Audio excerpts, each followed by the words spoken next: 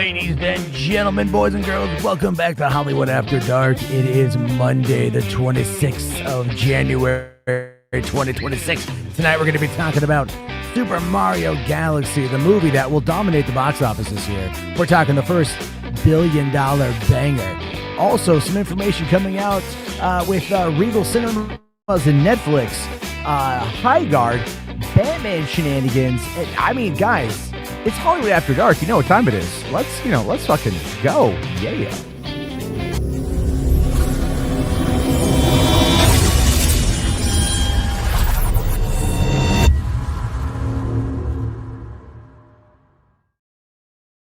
What the ever-loving hell is up, everybody? I hope everyone out there is having themselves a grand day, a great day, a lovely day.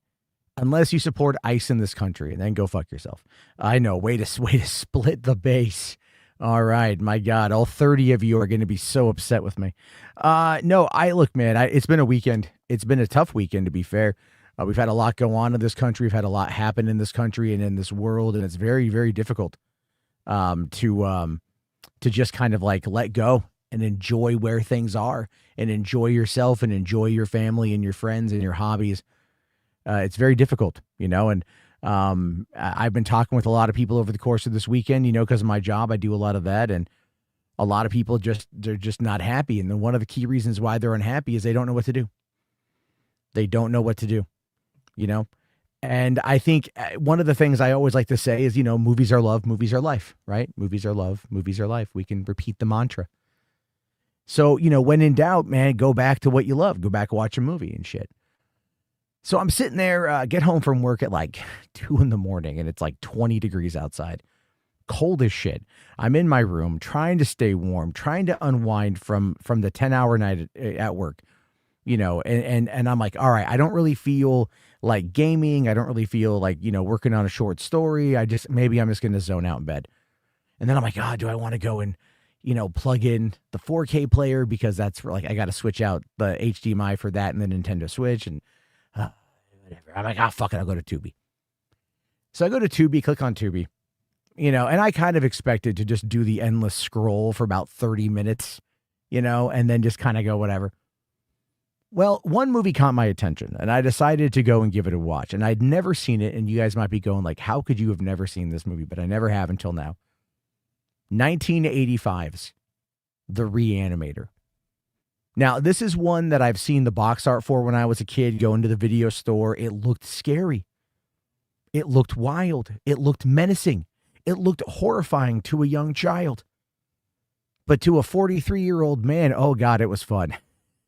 It was a blast. I enjoyed pretty much every second of it. And I honestly felt that it was a better Frankenstein story than the one that came out a few months ago. People out there have disagreed with that take. That's entirely fine. I'm not going to sit there and fight everybody on every take known to man. But still, I thought that the thing was fucking wonderful. I thought that it was great. So it is definitely something that I am excited to kind of go and check out the sequel. I'm excited to go and check out I think it's called From Beyond, was recommended to me. And it just goes to show you that no matter what, Tubi is always the answer. Always the answer. Jess asking, how am I dealing with the weather? Well, we don't have a lot of bad weather here necessarily. Like right now it's 31 degrees. And the full forecast for the week is actually going to pick up a little bit. We're not dealing with the snowmageddon, more or less. I think to tomorrow it's going to be like a high of 42. And then for the rest of the week, it's going to be, believe it or not, in the 50s. We're getting a warm front here in Washington. It's going to be warm and wet, just the way I like it. Brown chicken, brown cow. Anyway, Rational dropping a $2 super chat. Thank you, buddy. He says, DM'd you Star Wars AI. Okay, we'll take a look at that here in a little bit.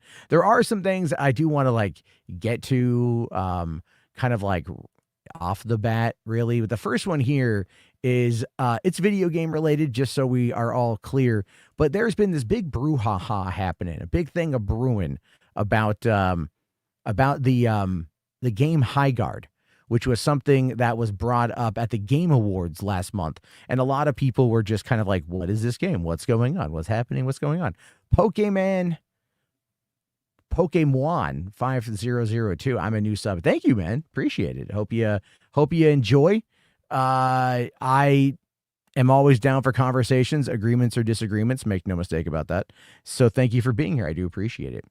Let's see. Anyway, let's take a look here. I want to show you guys this trailer. I haven't seen this yet. I just caught it, and then we'll do the Mario trailer because, remember, we watch a lot of trailers here. So if you guys want to help, leave likes.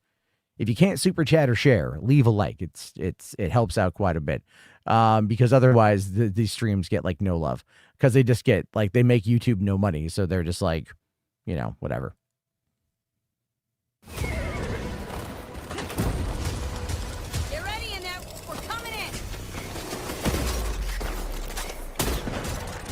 Let's race. All right. So it's a hero shooter.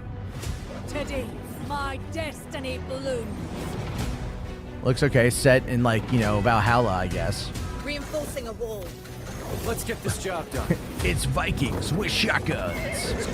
I mean, okay, I'm actually for that. Wait, is this just Apex Legends? I feel like I should DM this to Saggy and be like, hey girl, do you already have this game? Enjoy. Okay. Shield breaker forming.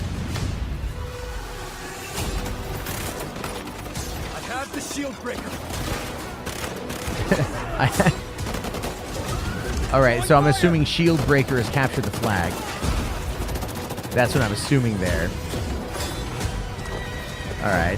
This is the fun part. Why do they sound like that? Calling in the siege tower. Right? Like, it's like, we're Vikings, but we sound like we're from the valley. Attacking! Get ready in there. Hiding in plain sight.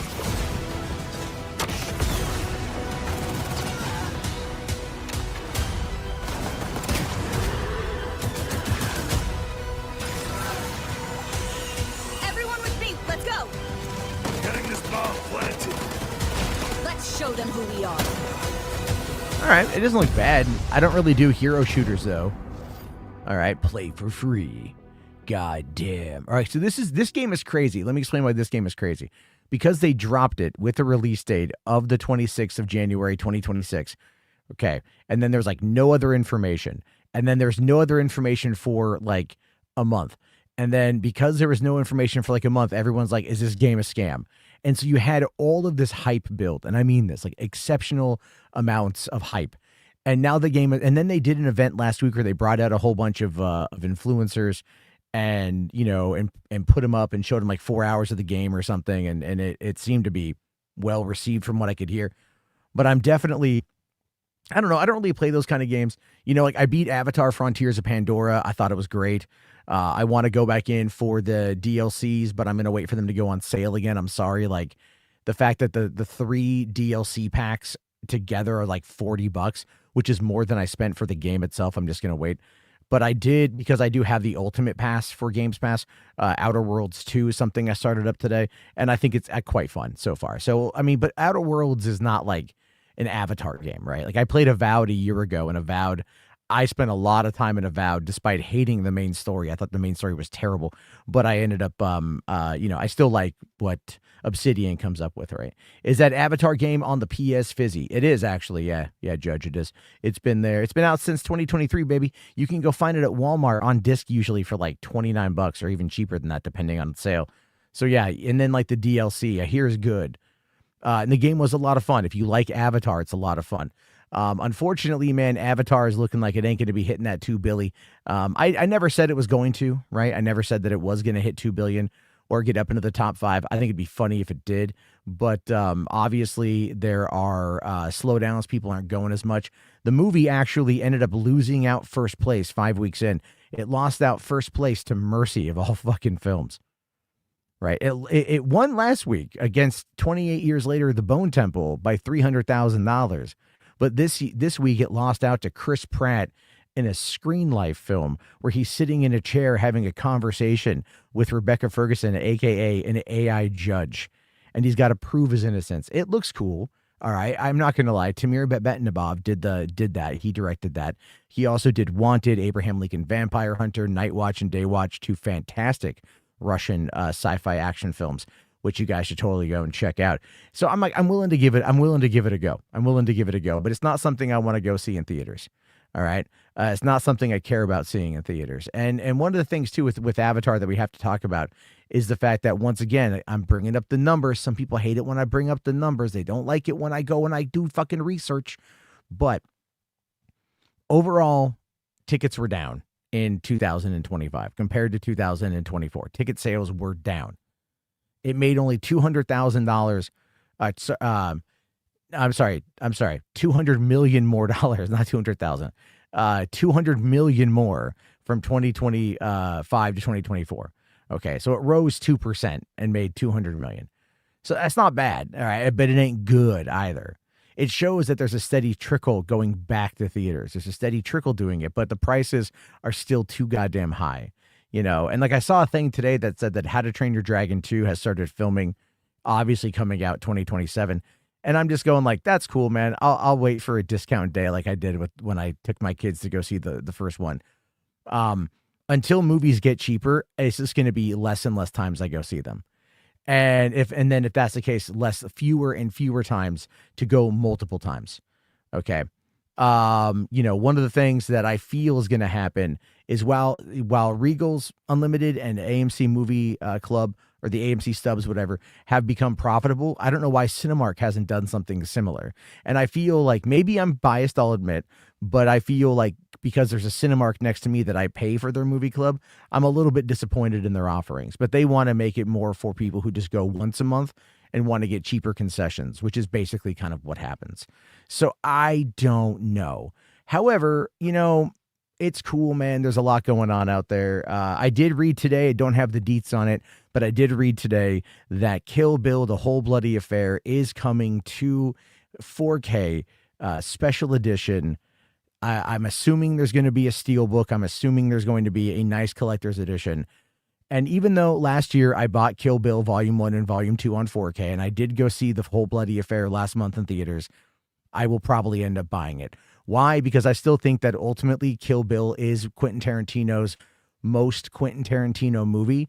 It is not flawless, but it is goddamn near flawless. It flows like goddamn lightning. It moves. It's fun. It ebbs. It flows. It swerves. It zigs. It zags. It makes me love movies more every time I watch Kill Bill. So getting the 4K of that is going to be something that I want to get to add to my collection. Now, goddamn it, where the fuck is Death Proof and Planet Terror? Okay, I'm going to put them all in together on that one.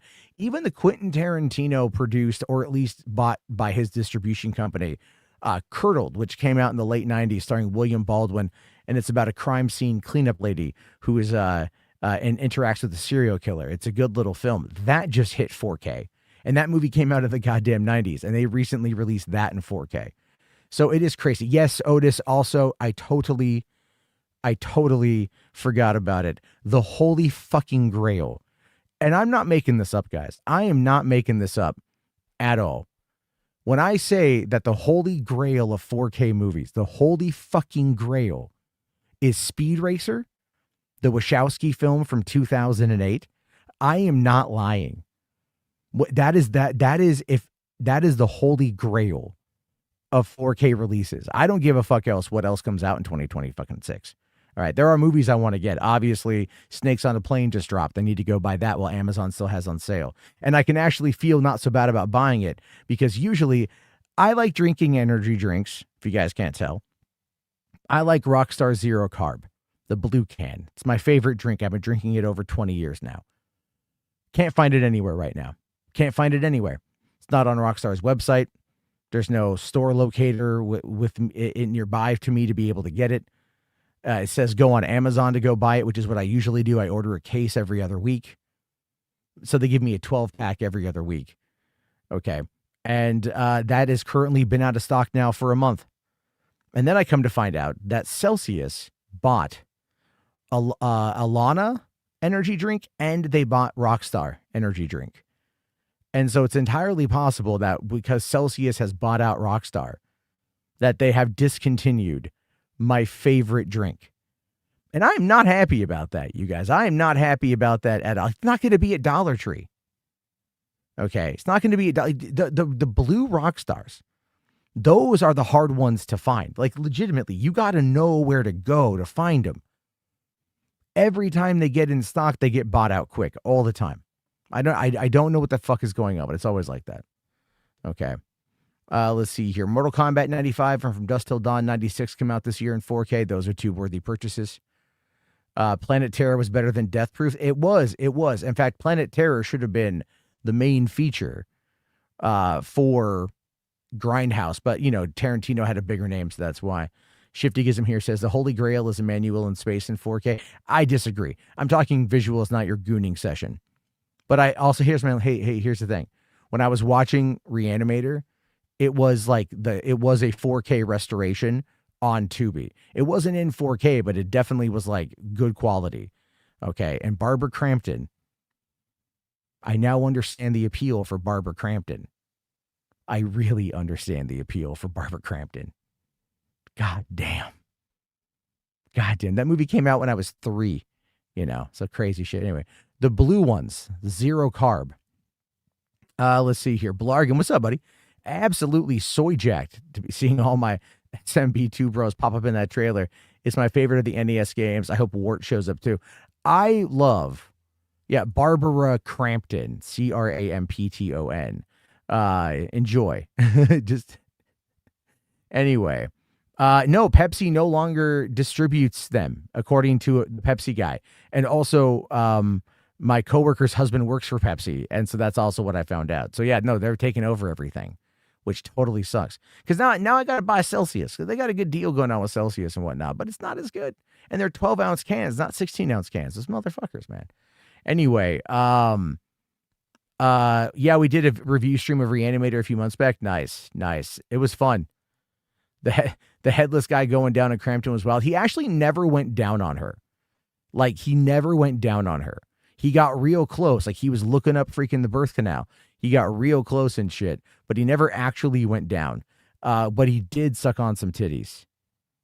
So, my only complaint with the SMB trailers is that it barely looks like it has much to do with Galaxy, but more Mario stuff in the movie is not really a complaint. I think they called it Galaxy to open up the world. In my opinion, they are definitely heading towards the Super Smash Brothers angle. That is what I think that they are doing. I think that they are heading towards Super Smash, and they're going to give us that Galaxy is literally just to expand the world. I think that's it. I really, really, really think that's what's going on. You avoid Celsius for health reasons. Why is that? Surge. Fuck, dude. I used to curl up with a 2-liter of Surge and go to sleep. I haven't had Surge in a long time. And I was given a Surge about a decade ago. They brought it back and someone gave one to me. And I couldn't fathom opening it. I don't know why. I never opened it to drink it. It was a gift. It was nice. But I think it ended up getting thrown away. That's unfortunate. Why even have the T-Rex from the Odyssey in the trailer? I wonder if the Dinosaur Galaxy. I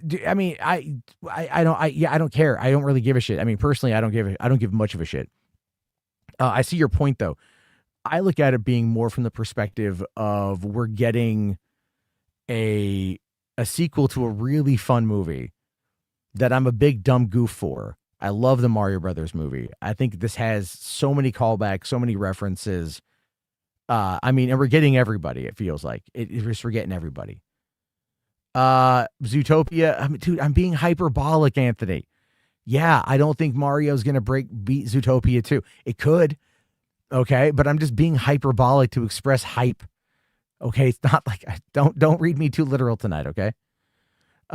You hope they don't rush some Super Smash Bros. Thing. I mean, bro, come on. They're gonna do it. All right, this is Nintendo. They want money. Illumination wants to be able to get these movies out every year, every other year. Okay. They want to be able to do all that. Yeah, Jess, hold on here. Jess, Legend of Zelda is not going to be animated, though. If Legend of Zelda was animated, I'd give you some Zootopia shit. All right, there we go. Judge says, I hope Galaxy has a tighter story. I think so. Yeah, you got to remember that the first movie is a fish out of water story. That's really what it is. And so that's and they already accomplished that, right? So I think we're okay. The story wasn't all over the place, but it was your typical like kids, A plot, B plot story mixed in with a 3-act structure. It was a fast runtime. It was a very quick get in and get out movie, but it really wasn't all over the place. It's a Mario story with the Luigi. Actually, it's not even the Luigi B plot. The B plot is Bowser and Princess Peach. That's the B plot. And Luigi was just kind of like is an interstitial character to like basically like, hey, we just need to like jump between scenes. Let's cut back to Luigi for a hot moment. It's like a loading screen. So here's the thing. Oh, by the way, talking about Zootopia Dose, it is now at midnight tonight. It will be available to get on digital. And so all of those Rule 34 peeps that love watching Judy Hopps just get plowed by Nick Wilde are going to be able to dive right on in and get some high def screen grabs from that, right? Oh, it's going to be crazy. Anyway, let's see here. Wonder Man dropped today. Yeah, I know. Why were you saying that? No, he didn't drop today. It drops tomorrow. What are you talking about? You said the same thing on William's stream last night, and then magically a Donovan account popped up saying the same thing on William's stream last night, which is why I asked you if you were trolling, because it seemed to me that Donovan, for all of his autism, would know that the show comes out on the 27th. So it's not out right now. It's not going to be out on the East Coast at this particular point in time. It's today on the East Coast, but they never drop it at midnight on the East Coast time. They never drop it on midnight on the East Coast time. It's always going to be midnight West Coast time. And even what's it called? Fallout.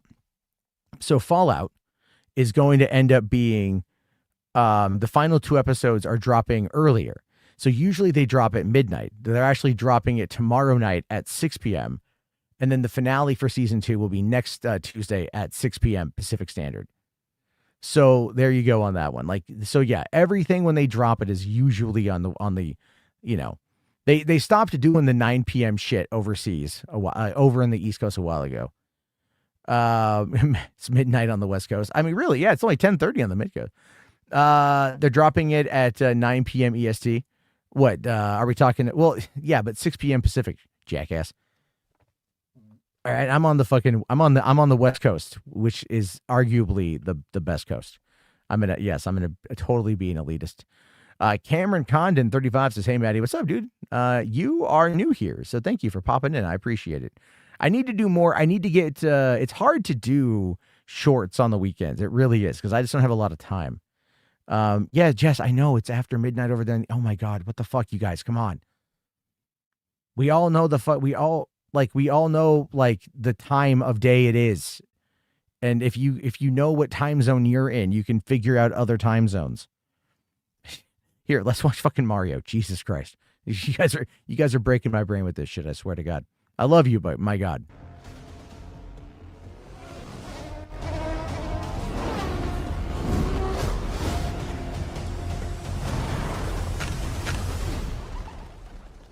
Oh, you're here. Now, where's the troubled pipe? I love the sound cue here.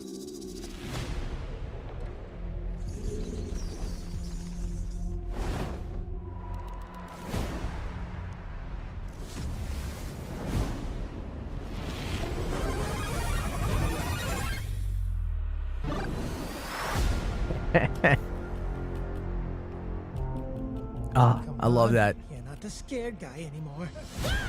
Yes, I am. People don't change.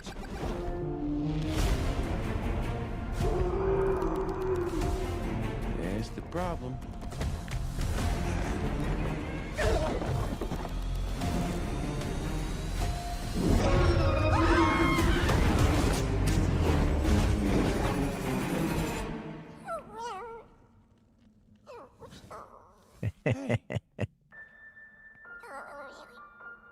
It's all right. I love the sound cue for Super Mario World.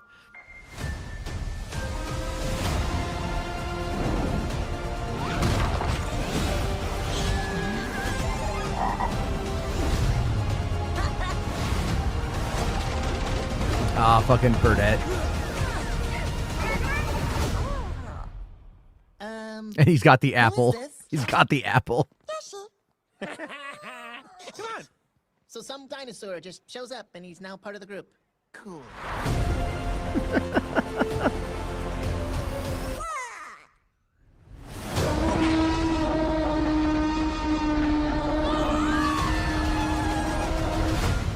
So also, I didn't notice that that you've got Baby Mario and Baby Luigi right there too. Look at that. Look at that. So we got Baby Mario, Baby Luigi. We got the T-Rex from Super Mario Odyssey. We've got a whole litany of Super Mario Brothers 2 characters popping up. Super Mario Brother World, complete with the music. That's great. Yoshi's always stealing Toad's thunder. I mean, I'm not going to lie. I kind of agree. That nearly made me cry. I know, man. I loved it. I've watched this thing a number of times now. I showed my daughter a couple times yesterday. She was really, really, really excited. Will Super Mario Galaxy outperform Toy Story 5? I don't know, but I don't know. I don't know. I think Toy Story 5 is like a guarantee, $1.5 billion. I don't know. I mean, if you want to know my most anticipated sequel this year, it's Mario. Absolutely. But I have no idea. I wonder if Yoshi Super Scope. Oh God, is that the Super Scope? I haven't seen one in forever, so it's been a while. Actually turn them into babies. That'd be kind of funny. If it's a Devo gun, oh my God. If it's a reference to the 1993 movie, I will be very happy. Yeah. And was I a big Mario fan growing up? I mean, like, yeah, I saw the movie first day back in 1993, April 1993, when it came out. I had just turned 11 years old. I remember going right after school, going to see it. I think I saw it by myself, actually. And because I had to see the movie, so I had to go see it. And so I go watch it. And I remember at the very end of the movie, Daisy knocks on the door. She's like, Mario, Luigi, I need your help. And they they grab their tool belt and they fucking go running off back into the Mushroom Kingdom. And I was like, hell yeah, we're going to get a motherfucking, we're going to get that. Oh, the Devo gun was also a Super Scope. Was it? I got to watch it again. But anyway, yeah. And I just loved it. And I was always bummed that we never got a fucking, I was very bummed that we never got a sequel to it. Oh, not the trailer you're talking about, the theme. Well, yeah, dude, the theme is the theme, right? The theme is great. The Mario music, that was one of the key elements I loved about the first movie was the music. And here they are really upping it. I think it's pretty great. I never got Wart in a second live action Mario film. Let me have him this time. I hope, man. I really hope. But it does feel like they are going to be expanding the universe or the galaxy, so to speak. I think that's going to be pretty big. Let's see. Otis here for $5. Thank you, buddy. Says here, the Masters of the Universe trailer doesn't look bad. Yeah, let me bring that up. Because you know what I got to say, man? I got to say, I really dug the fuck out of that trailer. I wasn't surprised I liked it as much as I was going to like it. I was really surprised that it got a lot of feelings out of me, surprisingly, and I am trying to find the damn trailer right now for some reason. Twitter is just like, I just want to show you pictures. Like, no, show me the movie, you jackfuck. What the fuck? God, I hate Twitter. Okay, hold on. All right. There we go. All right. Where are we at? Right here. Hold on. All that stuff that only exists in legends and bedtime stories. Talking tigers, spaceships, and magic swords that can make a man as mighty as a god. Where I come from, that stuff is real.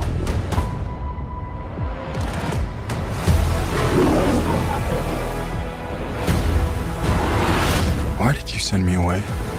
I wanted you to be safe. So I sent you to a place I knew that they'd never find you. There's... Sorry, I have to show this part here.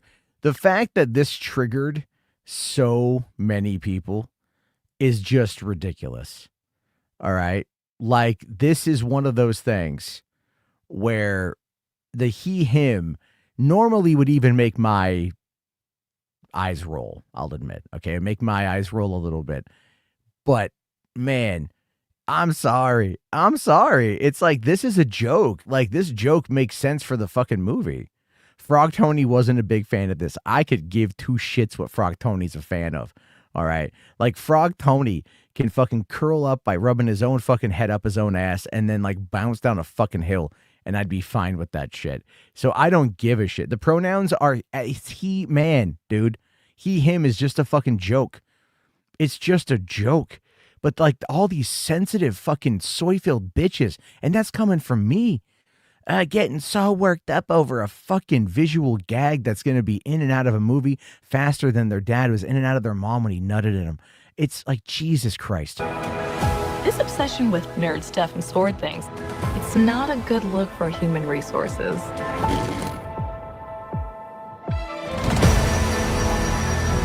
I know it sounds crazy, but that sword is gonna show me the way home.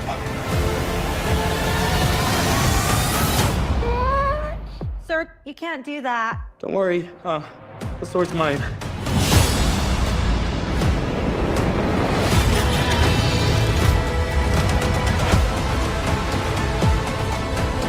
Hang on, it's about to get weird.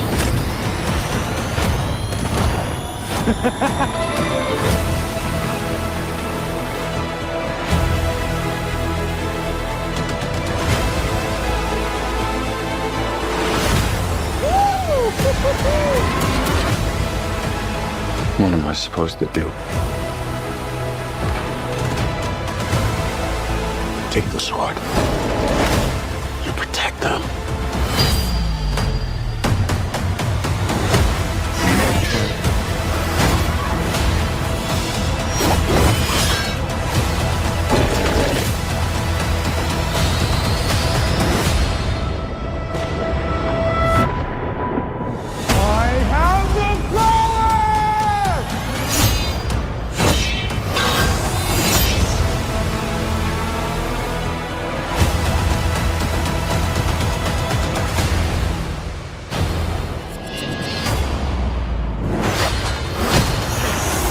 I'm so fucking hyped for Skeletor. Holy shit. I'll admit I'm a fan. All right. Skeletor I've always enjoyed. I know everyone's like, Jared Leto's playing. My fucking God, Jared Leto. Yeah, I know. Hold on here. Check this out. So I posted this about a year ago.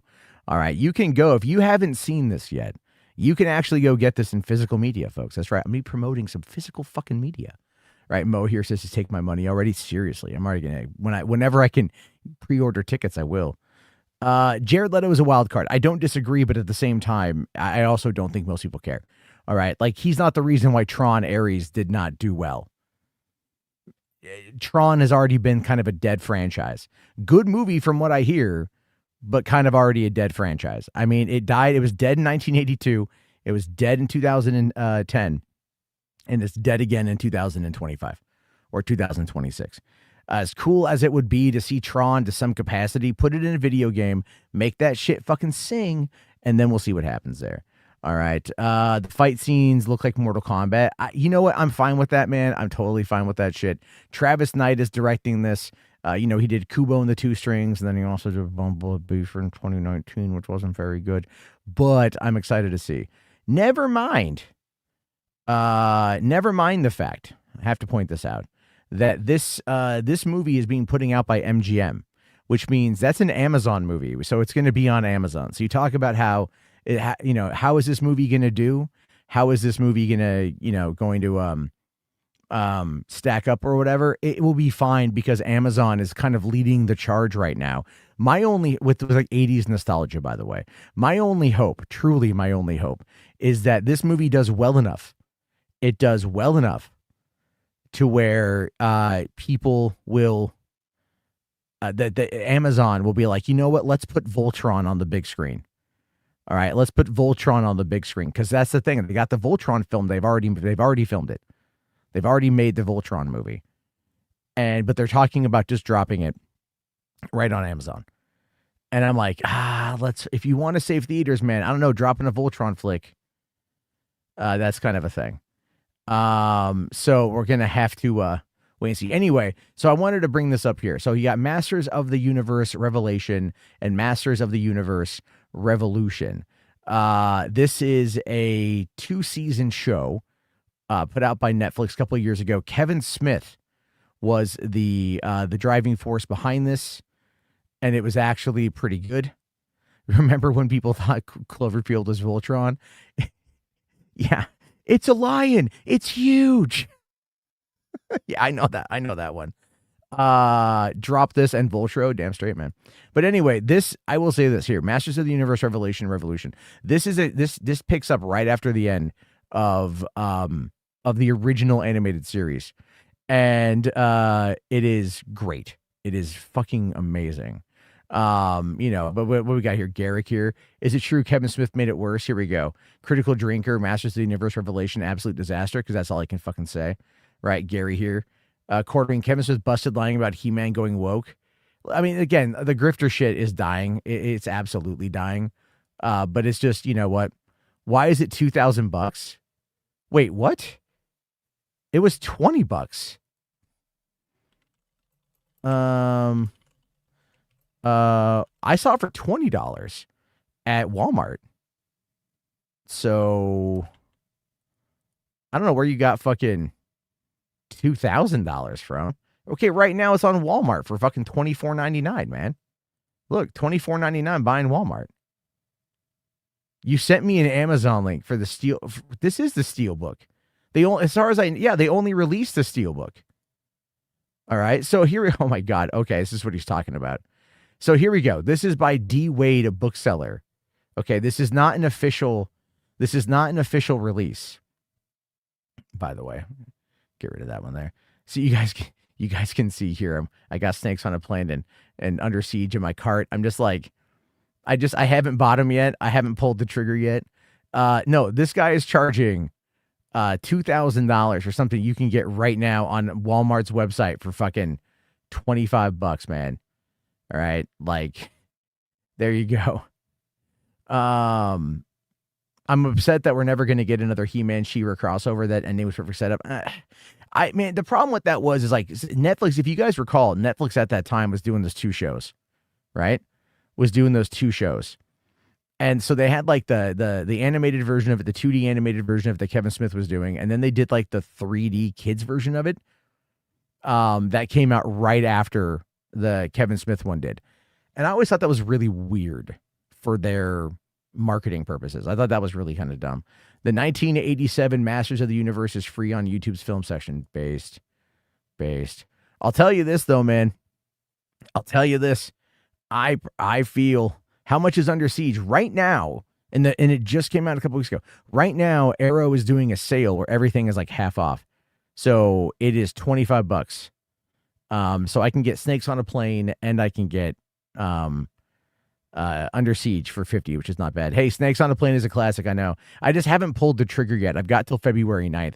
I just want to see what I make work, what I earn this month at work, to see if I can kind of like, maybe, I'll get it. I am trying to slow down on my buying. I am trying to slow down on buying movies right now, but I really want Snakes on a Plane, and $25 is not bad. And I also love Under Siege. Do I think that Cavill's Highlander will do good? Yeah, I think if they market it, because I think it's a Lionsgate. If they market it as being from the director of John Wick and they really just front load those trailers with nothing but action, then I think it will do pretty good. But it might take its time. It may not, it depends on how they want to do it. If they're going to pull like the Dread, 3D bullshit, and they're all like, watch Highlander the way it was meant to be seen. In large premium IMAX, 3D, 4DX, Screen D, XD, ball swallowing fucking glory. I'm still not going to want to go see it in that format. Like I legit just don't care. I like, get rid of that shit. I'm fucking sorry. Get rid of it. Just keep IMAX, have your large premium formats, fine. But it's like, don't start bringing your D-Box shit to like just standard theaters. Like, fuck you, man. Like, fuck that shit. All right. Like, no, fuck that. Like, I don't want to sit there and have half the fucking the seats taken out and then forcing my hand if I want to see a movie at this time and I have to go spend like an extra $10 a ticket because you just want that extra $10 fucking dollars. Chad Zielinski said that Highlander will have Queen on the score. That could actually do it. That could be pretty bad. My mother got rid of over 60 of my He-Man figures while I was at school when I was 6 years old because Pat Robertson said they were satanic. I got Bible toys at Christmas. Good times. Listen, man, I'm not saying that you need to like ignore your mother when she gets to the age where she's infirm. Okay? I'm not saying that. I am saying that a dumpster behind an Applebee's might be a suitable place to just let her rot. Just saying. Highlander needs a total creative reset.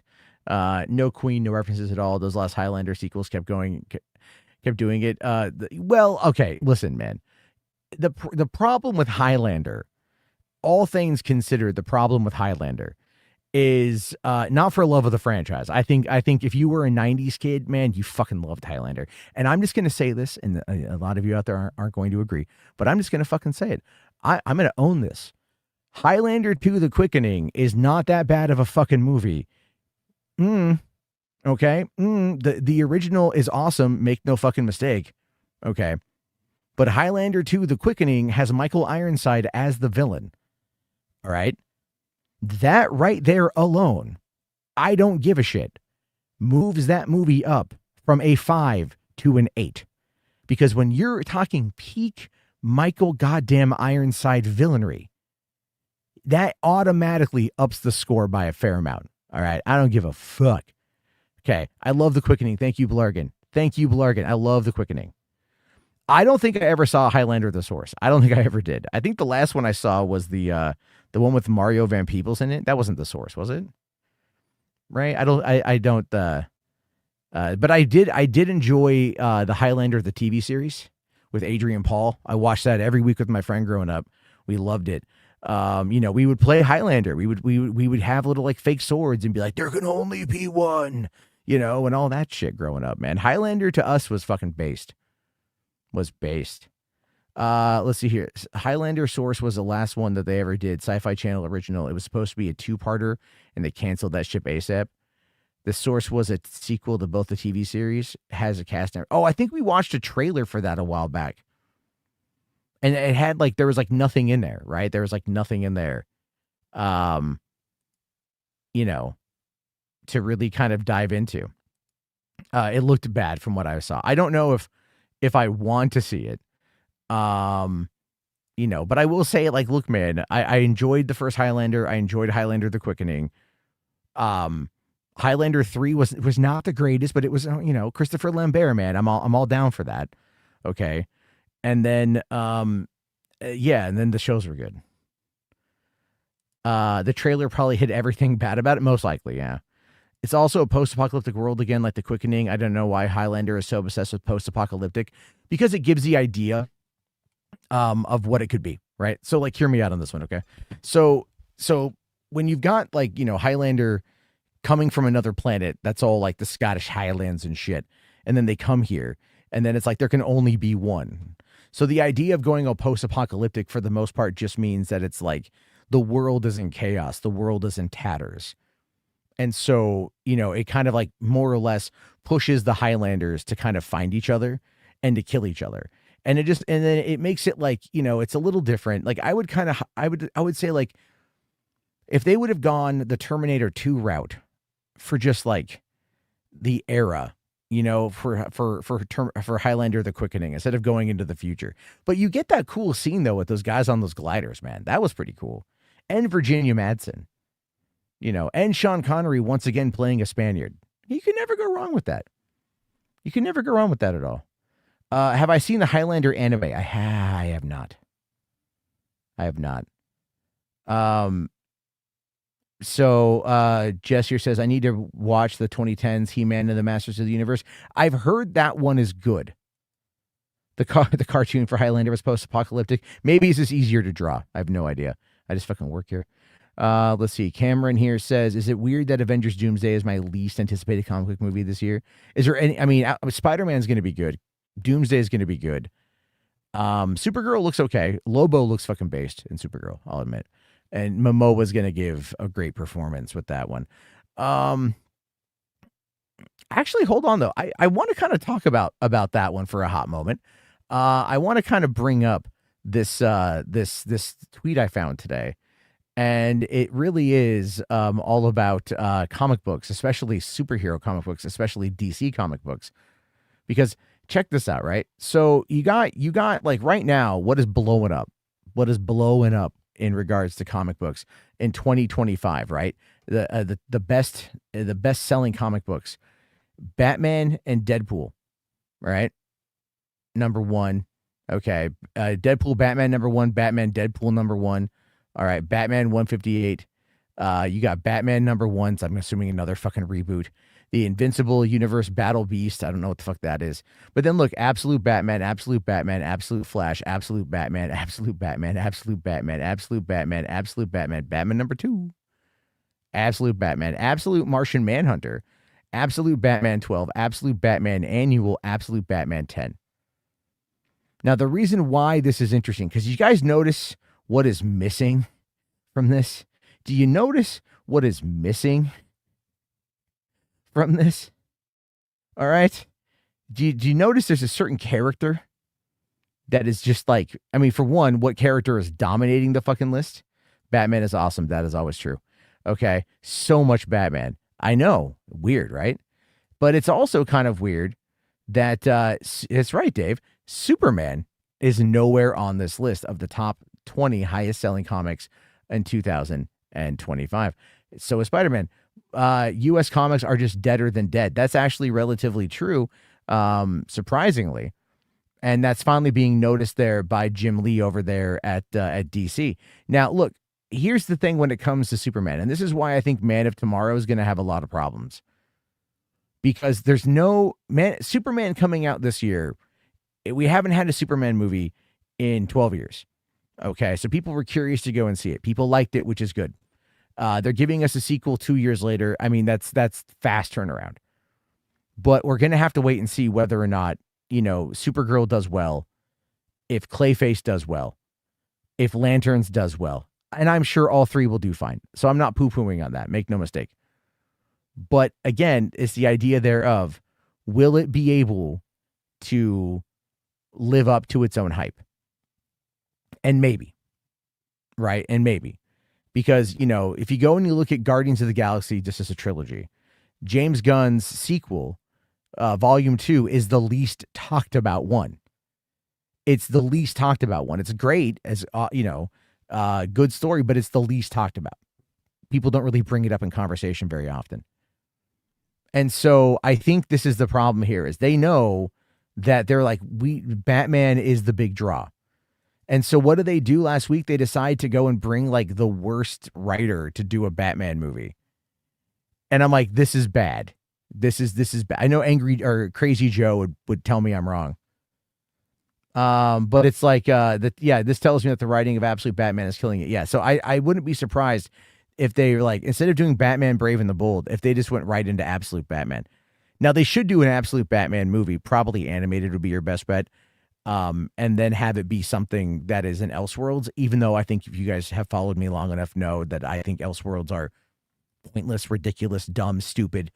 But you can't deny the comic sales. And so if you think about it for a second, if you want to supercharge your new universe, your best bet is to supercharge it with Batman, right? Not after 2027 Batman. Okay. Like now. Right? Like now. Okay. Because if you're not going to merge the Battinson into the DCU, then you're kind of dumb to like go and do this fucking like Bat family shit. Considering the fact that Absolute Batman is rocking it. Of course, Deadpool is number one. Of course so. No Iron Man, no Captain America, no Hulk, no Wolverine. I mean, look, it's all dead, man. All right. Like comic books are like, they're kind of dead.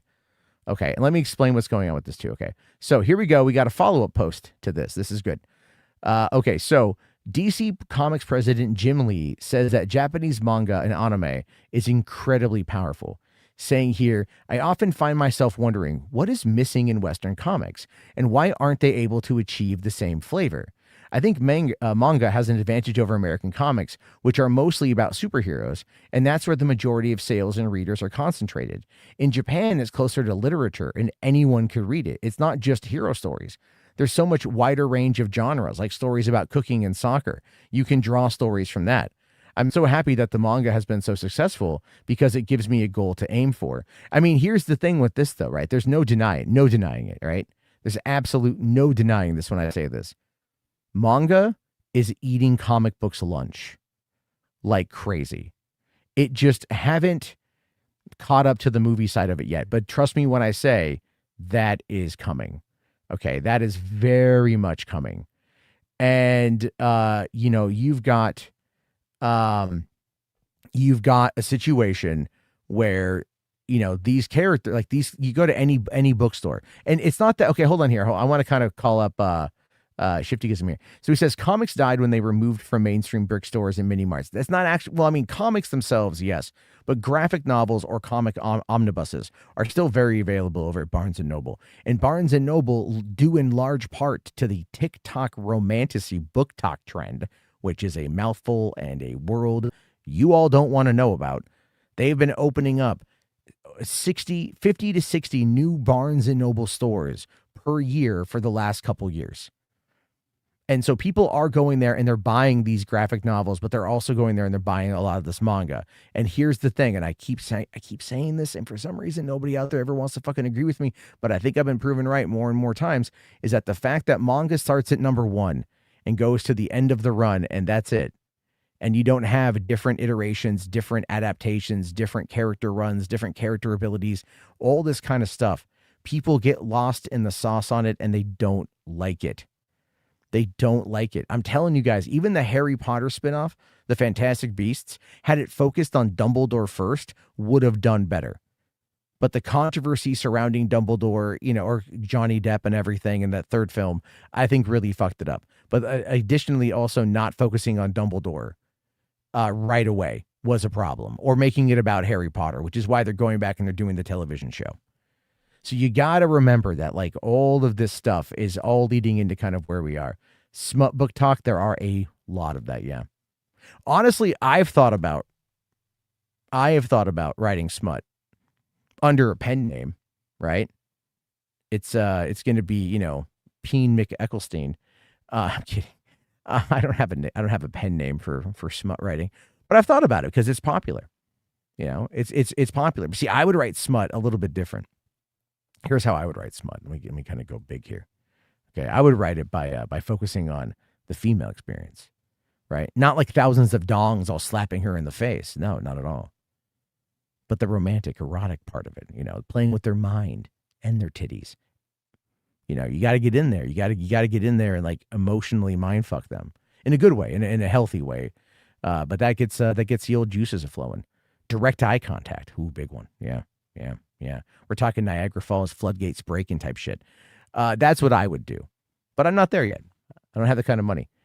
Anyway, manga feels more beefy than a regular monthly comic from the West, and it's way cheaper.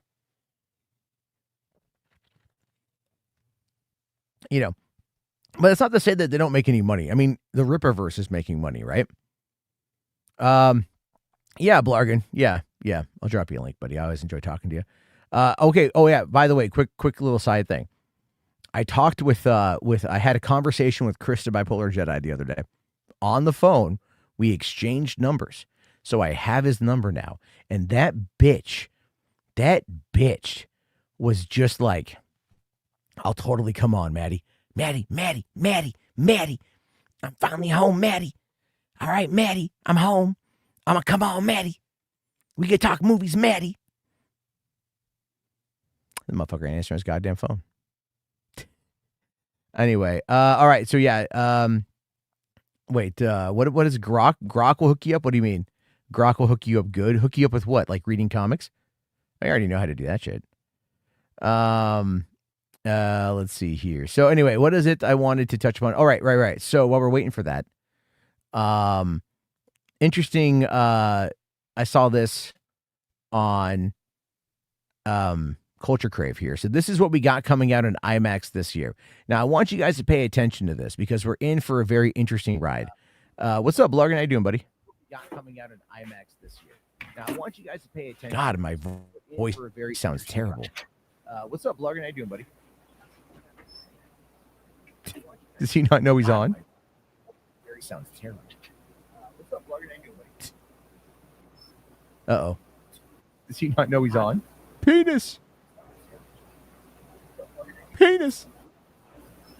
Uh-oh. Penis. Does he not know he's on? Penis. Penis. Uh-oh. Penis. Does he not know he's on? Penis. Penis. I even know. Penis. All right, I'm gonna pull him in the back till he's ready. So just DM me when you're ready. I'll bring you on.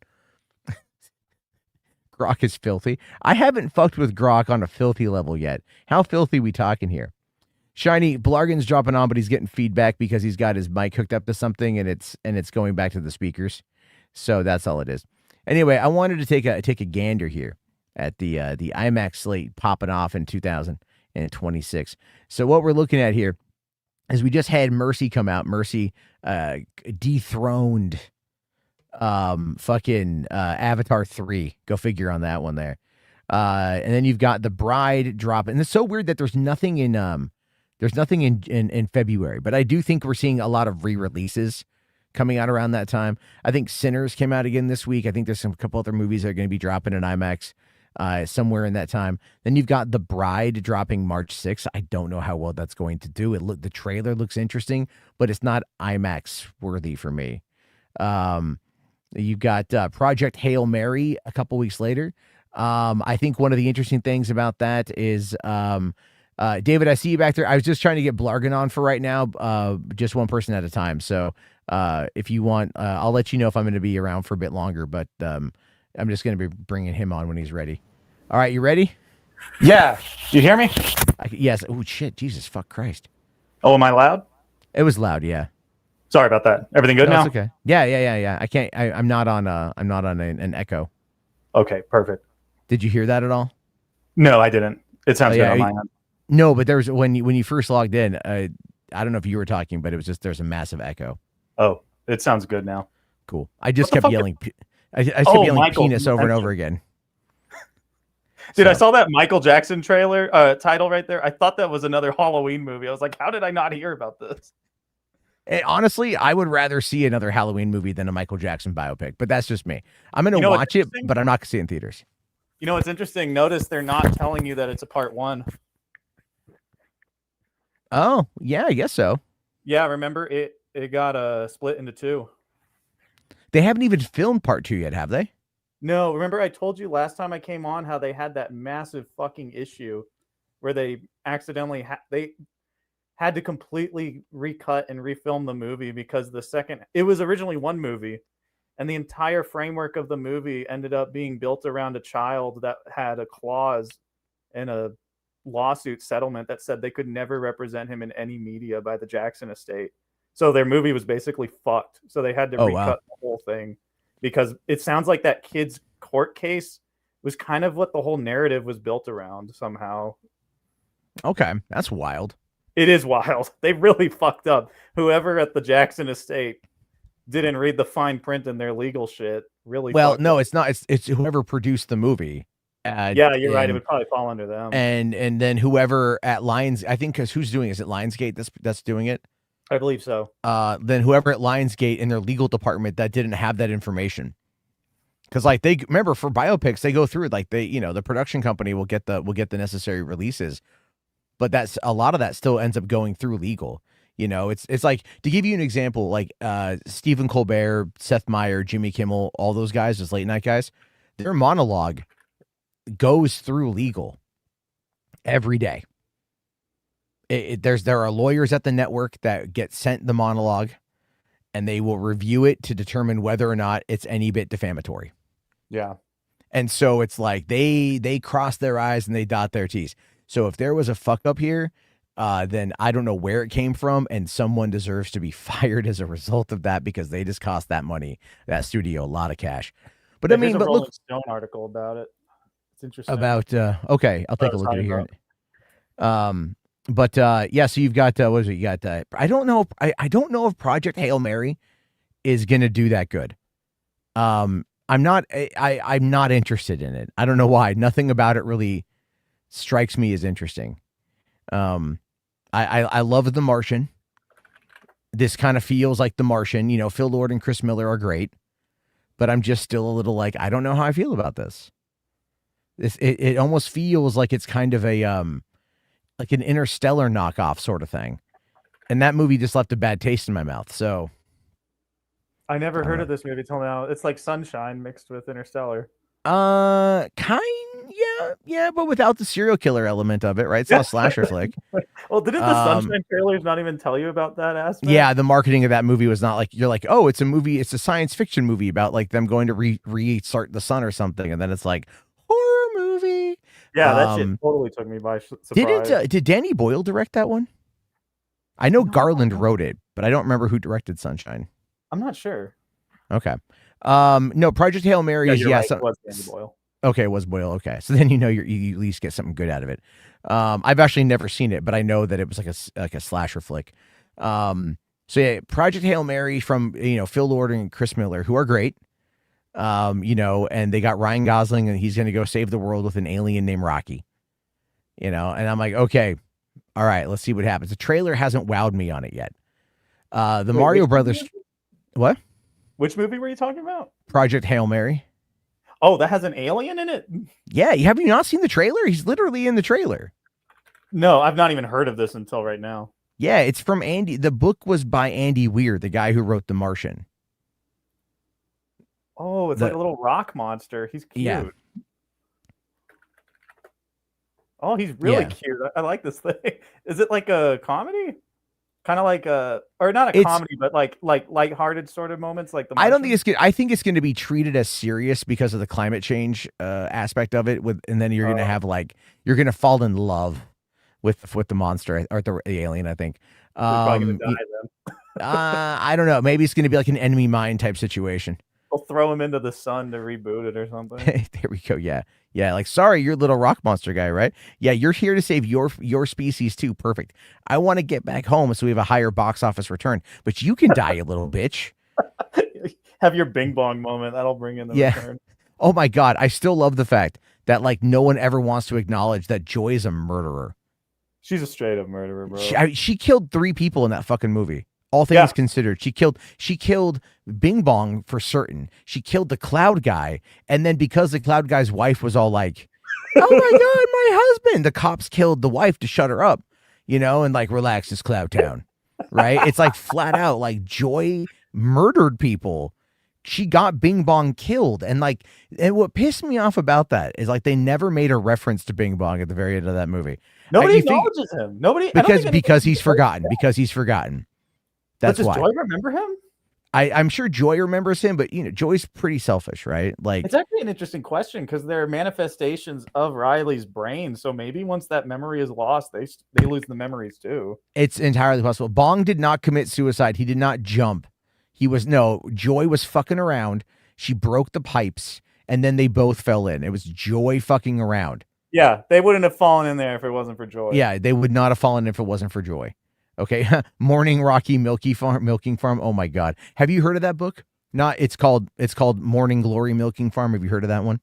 No. Is it a porn? It's a book. Yeah, it's nice. This is my kind of thing. I guess if that's what you're into. Big bowls, meaty penises, and girthy loads of fucking yak cum. I guess I don't quite know. I saw a TikTok video about it, and it was just have you guys heard of this book called Morning Glory Milking Farm? And it's just what the fuck? When are they going to make a movie out of this? When AI gets to the point of being able to do it. This is an AI film for me. This has to be. Or some weird degenerate Japanese anime company, which is most of them. But still, it's just someone's going to be let's make this into a cartoon, just milking the bowl. Because you can't, because there'd be no way to like actually have a sex scene shot live action. There'd be no way to do it. There'd be just no way. You would have PETA up Here's your a ass. question: if they gave him if they didn't give him a bull's cock, and they gave him a human's cock, would it be suitable? It would be really funny if he was like a big black bull with a tinier human-sized penis. It would be a commentary. Like a it would be a gorilla. commentary on what we view as cultural stereotypes between races, right? Like the biggest. No, I'm serious. Like a The biggest. gorilla, like a King Kong's dick. Probably. Yeah. What if King Kong's dick was like a micro penis? Oh my God. What if they have micro Well, it penises? probably is. Gorilla dicks are tiny. For one, I have no knowledge of this at all. So you're out here going like, when I was in college, I took an anthropology course and we looked very closely at gorilla penises. This was right around the time Harambe died. It's actually true. Humans have the largest dick ratio of all the primates for some reason. We got lucky. Because our ladies have the fattest asses. That's why. I think so. It's to reach. I think it's a giraffe issue, right? I really do think it's a giraffe issue. It won't reach otherwise. It won't reach otherwise. Yeah. You know what animal has the largest dick to ratio on the planet? Horse.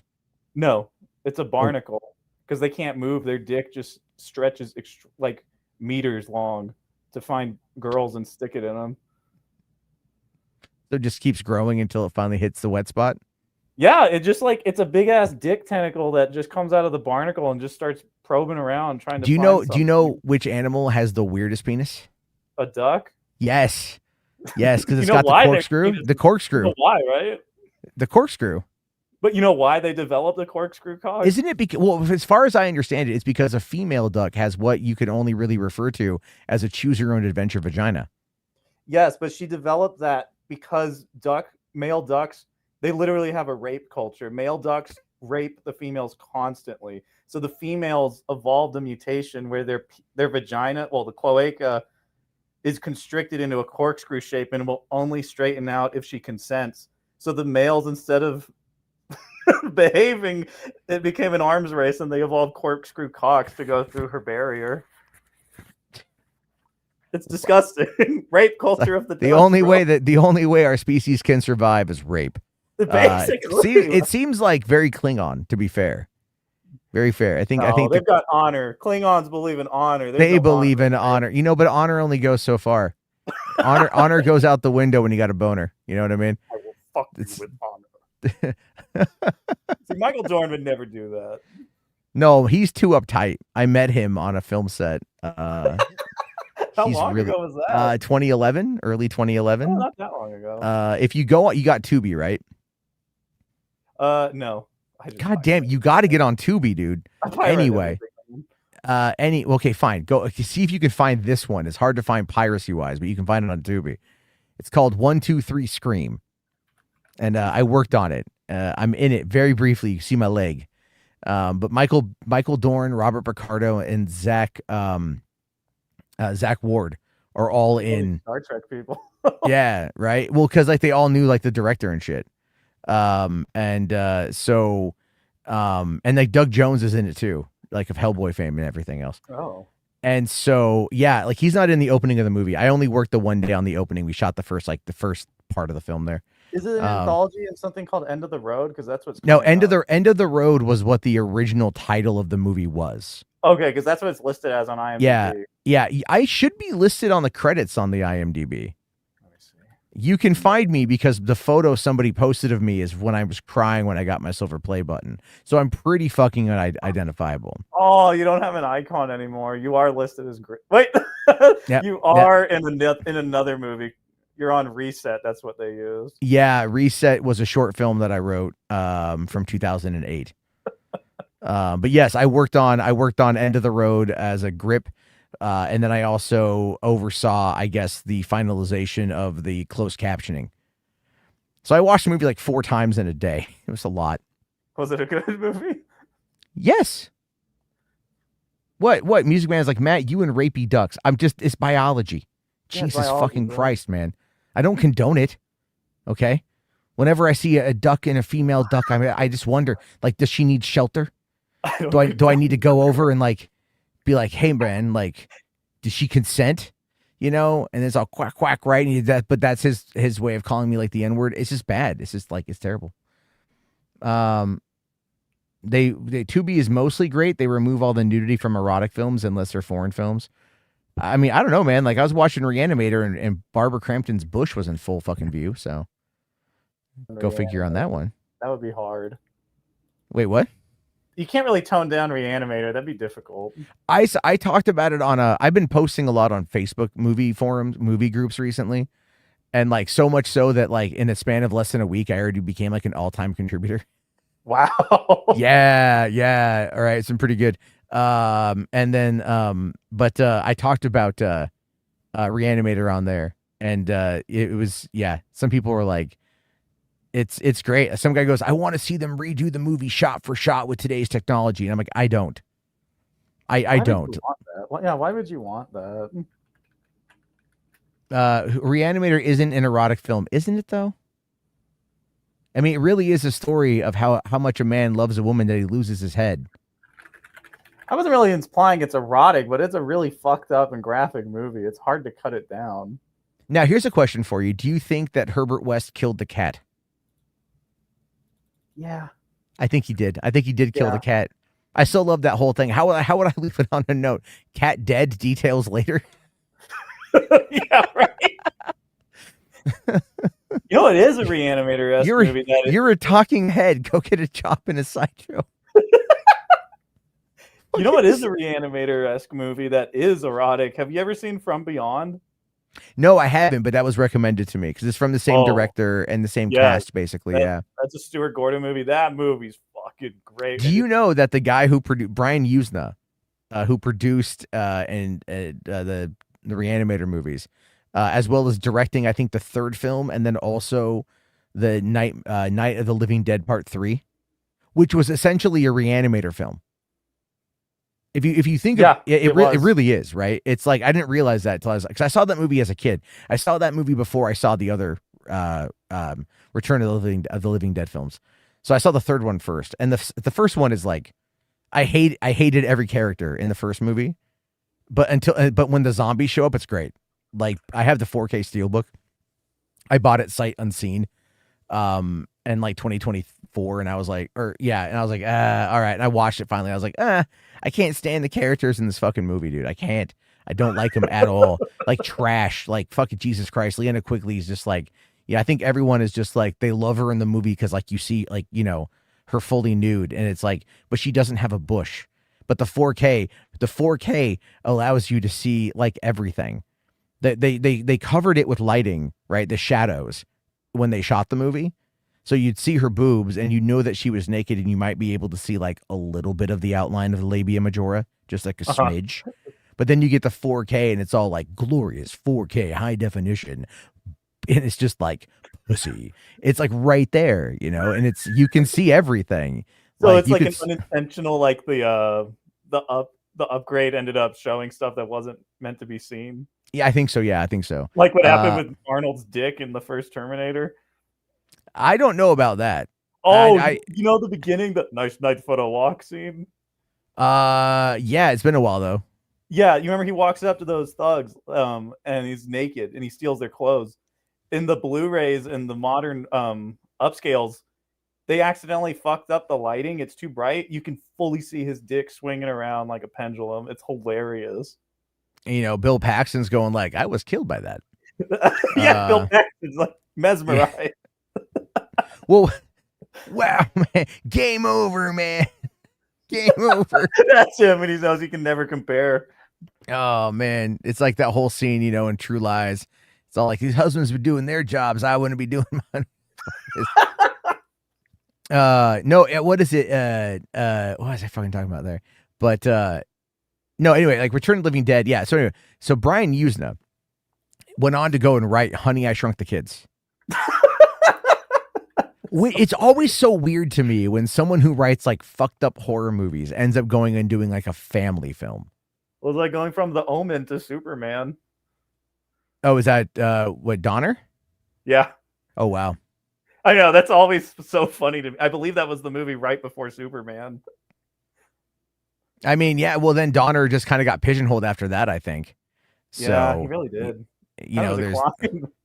kind of like, well, even like Zemeckis kind of went like, I've made my money, now I'm doing what I want to fucking do. It's crazy. I think Zemeckis probably had the biggest decline of all those big directors. You know, but I have a feeling we're gonna look back on him in 20 years and kind of see what he was doing to move the medium forward. Yeah, like with technology, and then they'll be like, yeah, agree. you'll find a whole bunch of Gen Beta kids, like when so weird that they're Gen Beta, these kids. Well, my nephew is just over 1. He was born like December 19th, 2024, and so like 20 that was like the end of Gen Alpha, right? So in January, it's Gen Beta, right? So like now, so he's one of the last Gen Alpha kids born, and so anyway, when he gets older, you know, I could just imagine him being like, you know what movie I saw that I really connected with? And I'd be like, what's that? Like, you know, fucking Pinocchio. Which one? Zemeckis. It was on Disney Plus. I'm like, Jesus Christ, man. Or he'll be like, you know what was really good? Like Return to Marwen or fucking Her, you know, or Here or whatever the fuck it is that Zemeckis is up to. Did he direct Mars Needs Moms, or was it just his studio made it?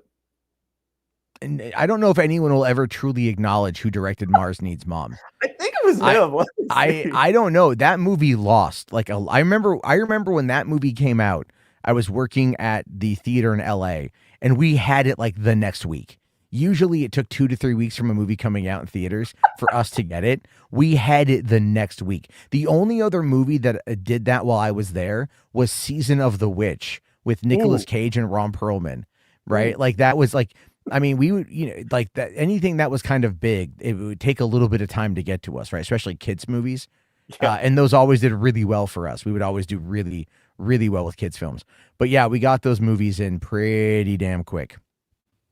Mars Needs Moms is one of those ones where I just don't know how that even happened. That killed Zemeckis' entire studio he was making those animated films with.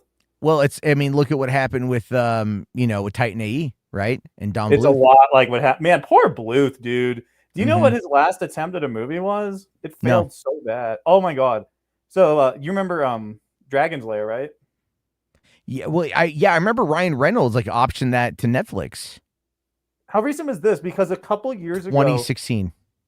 Oh, this may be related. God, I say a couple, but it may have been 10 years ago now.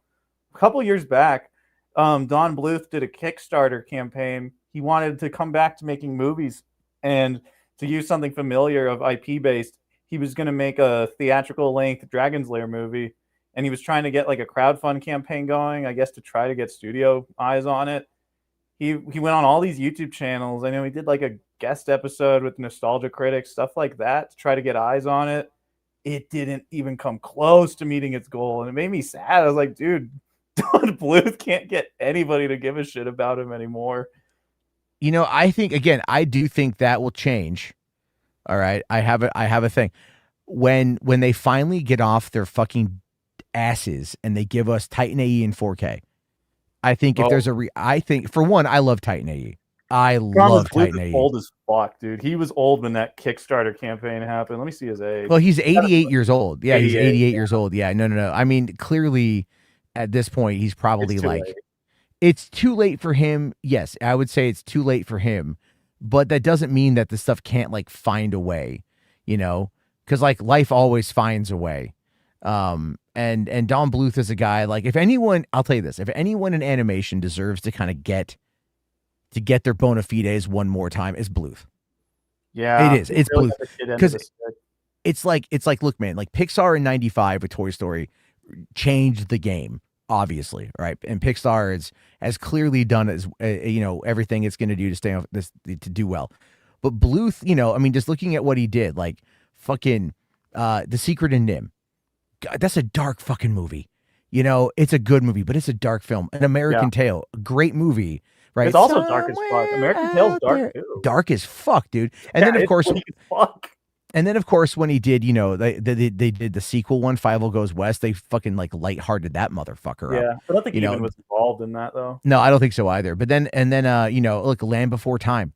God, I fucking love that movie so much. That movie's great. And then, do you know how many sequels that movie had? I believe there's 15. I've seen at least 12 or There's 13. at least 14. There's at least 14 that I know of. 13 of them, I think. I don't think I saw the very last one.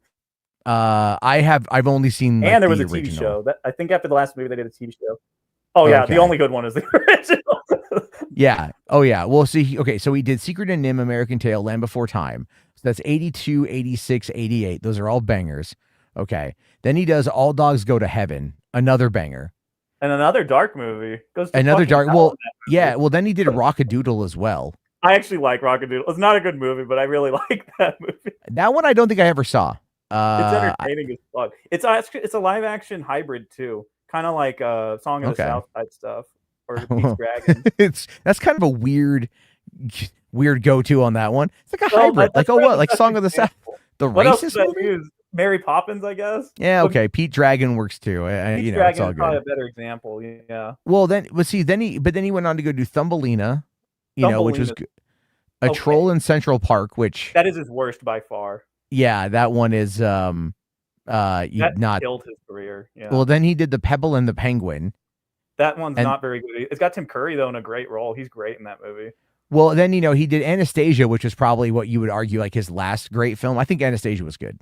It was good, and it was a hit. That movie was really popular. Wasn't? I don't But know that how was DreamWorks, wasn't it? Was that I believe it DreamWorks? was 20th Century Fox Animation. I'm pretty sure. Okay. Yeah, I think you're right on that one there. It was Because Disney Fox owns it Family now. Films. Yeah, Fox Animation Studios, distributed by 20th Century. Okay. Yeah, because Disney now owns Anastasia. Yeah, and then of course 2000 was Titan AE, and I just feel like oh wow, and in 2004 he directed the Scissor Sisters "Mary" music video.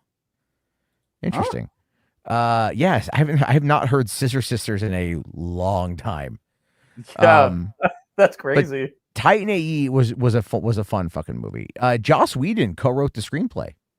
Well, what's cool about Titan A is you can tell Bluth was cognizant of the fact that Pixar was changing the game and he needed to innovate. He couldn't be making what he used to. So you've got all stuff like that. He's like, oh, I'm going to take a sci-fi writer. I'm going to get Joss Whedon to help me with this. I'm going to make CG animation involved in this too. Because remember the alien Geth, they're all CGI.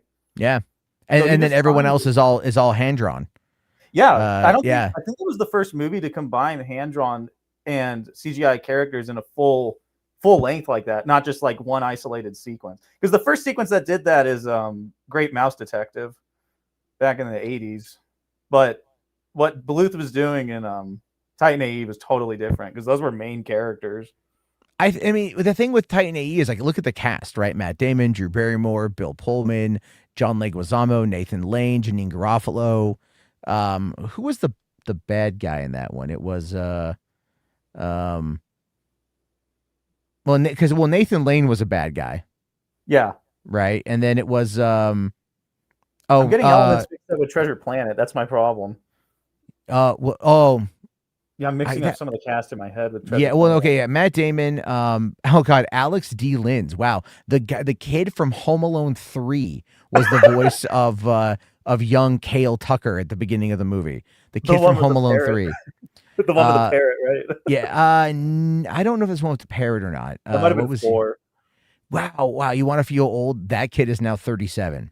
Jesus Christ. So he was in Home Alone 3 and Max Keeble's Big Move.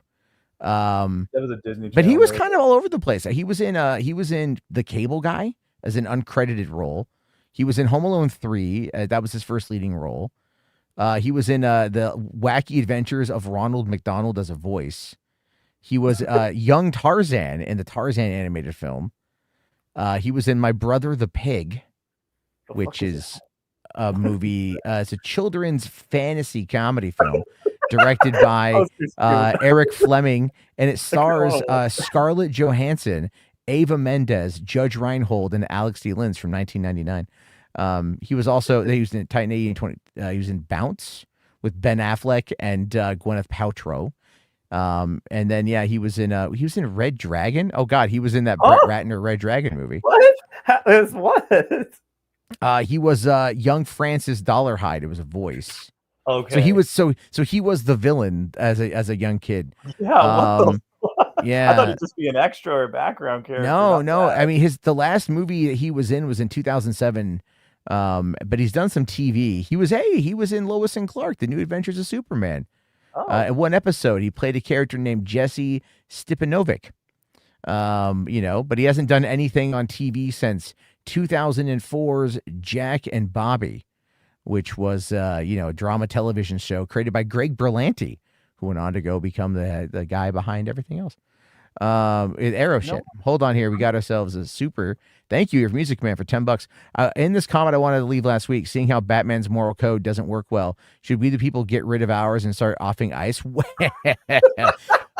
That's bait, bro. Don't say that's okay. Well, I personally cannot say that there should be an open call for violence because I don't believe that's responsible.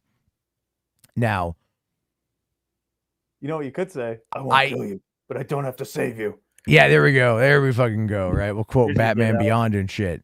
That's a bullshit logic from Batman, by the way. Yeah, but that's how you get around the fucking Puritans that are just like, Batman doesn't kill. Yeah, but he didn't save him either. Yeah, well, I mean, like, logically speaking, he was going to kill a city. So I just feel like it was kind of like he was up to his own, like they always fucking justify that shit. I don't think, look, man, I am not a fan of what happened this last weekend. I'm not a fan of what ICE is up to in Minnesota or anywhere else in the country. Eventually, Americans are going to fight back. There's no two ways about it. Eventually, someone is going to pull out a gun and they're going to fucking Charlie Kirk someone from ICE. And it's probably closer to happening than we think, which is why there are elements that are happening within the government today to try to de-escalate the situation and pull some people back. There are going to be people who are thrown under the bus for this. Most likely the guy who's in charge of Border Patrol, whatever the fuck his name is. There's a report today. He got fired. Well, the thing with that is, though, that hasn't been confirmed. Oh, there was a report that came out, but then the press secretary or the press person for Border Patrol was like, that's not happening. All right. But the way they worded it was not that it didn't happen, but just like it wasn't happening. So I don't quite know what to believe yet. I do think that Kristi Noem is going to be gone. I think this is going to end her career. This is a pretty big fuck up. They killed It's a big fuck up. It's not going to take out Stephen Miller. But I could see them, going to Kristi Noem and being like, you got to go. But it's even though Stephen Miller is like the key reason, but it's almost like the Epstein files, keep the pressure on and like eventually they're just going to crumble. So, but the thing is, Americans cannot give into the violence, right? They can't meet fire with fire because it doesn't work. That's what they want. They want there to be they want dead ICE agents so then they can, dictate martial law so they can go on in with the military and do all that shit. Remember that guy that shot those National Guard in DC? It just caused further escalation and more troop deployment. Yeah, it's just like that's what they want. They want to have ICE at the voter, polling locations on election day. They want to get rid of mail-in voting. They want to do all of this stuff to intimidate people from actually going out and voting, because they know right now nothing looks good for them. Like they already have basically been like, the midterms are done. Like we're not getting it. We might lose. There's reports I've seen, and I don't believe this specifically, but there's reports that I've seen where they're going to like up to 60 seats in the House potentially could be flipped over to Democrat. So, 60 seats. I mean, that's like you're getting anything through you want, and so that's a big factor. But then of course we don't know about the Senate just yet. And, but if we take the Senate, which is a very tiny if we get the House and the Senate and get the majority, I mean, Trump is out. He's done. But then the problem becomes like, JD Vance, right? Like what would JD? He'll be worse. I do think that he would be worse, which is why I could done without like broadcasting it like Trump does. So he'll do stuff in secret. Well, I think what will happen is Congress will come on in and they'll just start overturning everything that Trump has done. That they can overturn, because they can't undo executive orders, but they can challenge them, and they'll challenge everything, and they'll more or less like put a hamper in it, because it's basically what would happen is Trump becomes the lame duck. And so, like if the leadership, and it can't be Chuck Schumer, Chuck Schumer and Hakeem Jeffries got to go. They got to go. They've, and last shutdown. Like you've got to, I understand what he was doing with the last shutdown.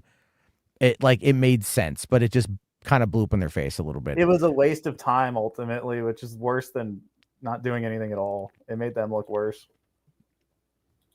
It's complicated though. By the way, did you see there was a Republican politician in Minnesota that just quit today because he said there's no chance in hell of a Republican winning after what you guys have done? No, I didn't see that. I've been like, Look it up, or I'll try to I've find been, it. For yeah, you. like I've been, well, I mean, I I still want to focus more on the movie stuff, but I've been, I've been like looking at, I have been paying attention, but I've also just kind of been like, I don't really want to like think a lot about it. Cause like for me, the biggest problem is there's like nothing that we can really do.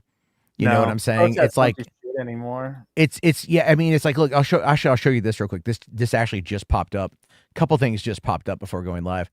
So Trump offers low interest bonds to help Hollywood produce, while again threatening tariffs. So this is a big one.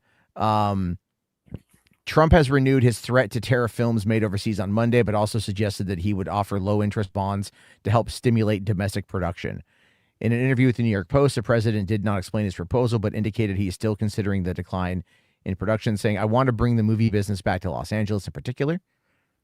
And that's kind of weird to me because he doesn't like, I mean, the thing is, Trump doesn't believe anything that he says. So there's that. But it's like, all the time. That's the but problem. like, why would he want to bring back business to LA, right? If he wants to hurt California. Studios that he hates.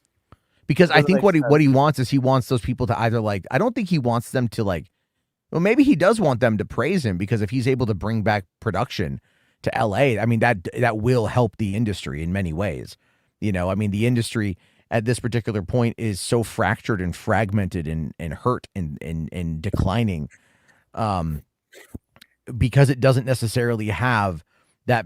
LA is not a beacon on a hill for Hollywood anymore. You know what I mean? Or like the industry. No, it hasn't been for years. It hasn't been. I mean, because it's like, again, it's all about the incentives. It's, like people living at, like, when I moved to LA, like you would meet people that are like, oh, I'm traveling here for this, traveling there for that. It's like, well, because they don't film anything. Well, they did film like TV shows and shit in LA, and a lot of stuff is filmed there, but it's just like low grade productions, or television that films like they'll go, oh, we need to shoot New York. So we've got the one set on Universal, and then anything else that looks like it's going to be the East Coast is Long Beach. They literally like the show Dexter went the first season of Dexter. They went down to Miami for 2 weeks and they shot the first 2 episodes there. The pilot episode, I think it was like the pilot episode and the first episode after that. And then they moved production to Long Beach. Once they got all of their interstitial shots that they needed to kind of build out the environment on the show, they just went back to LA and just filmed everything there while proclaiming that it was in Miami. CSI Miami did the same thing. Yeah, the one I always think of is the Halloween movies. Haddonfield, Illinois, with its nice sunny California palm trees in some shots. Yeah, I know. You they gotta had to love like it. scatter autumn leaves all over California for those movies. Well, I mean, hey, it worked, man. It worked, I remember last year when Demon Slayer was breaking all those records, Trump said he was going to do 100% tariff on foreign movies. Did anything ever come out of that? No, not really.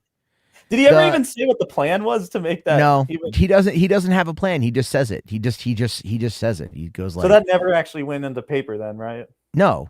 He's all like, he's like, I'm gonna threaten. I'm gonna tariff everybody. I'm gonna tariff all these movies that were made overseas that are made here. They need to be made here. We need movies to be made here in America anymore. Like, what does that mean? Like you go like these companies. Well, if you go and you watch like, a big movie that was shot like in North Carolina or some shit, and you watch the end credits and it'll be like a special thank you to like the fine people in the city of like Sydney, Australia. And you're going, what the fuck? Like, what does that have to do with anything? Where they shot this in Iowa. And then you find out that it was, they went over and they got the visual effects credits over there in Sydney, and they were able to get taxable credits for what they spent on the visual effects overseas. So that's why they do it. And so it's like, okay. And then as soon as you start adding AI into the mix and that really brings the production cost down and once it gets there, which is, it's not there yet, but once it gets there, you'll have all those situations where, you're going to start seeing a lot of this shit change. But so Trump offering up all these kinds of incentives without really having a plan it's very typically Trump, but here's what popped up literally right before going live tonight. This one is interesting. So over there at Puck, right, Matthew Baloney dropped an article here. It says movie theaters want a Ted Sarandos blood oath. And now That's the Netflix guy, right? That's yeah. the Netflix- So okay. so I also want to point out here that Greta Gerwig's Narnia is going to bomb so bad. It's. Have you heard about Narnia? What they're doing with that? No, I didn't know they're Contemporizing it. rebooting Narnia. Greta What? Gerwig, yeah. But Yes. what does that mean? But that doesn't matter because Narnia is a fantasy. Is it just modern kids go to Narnia?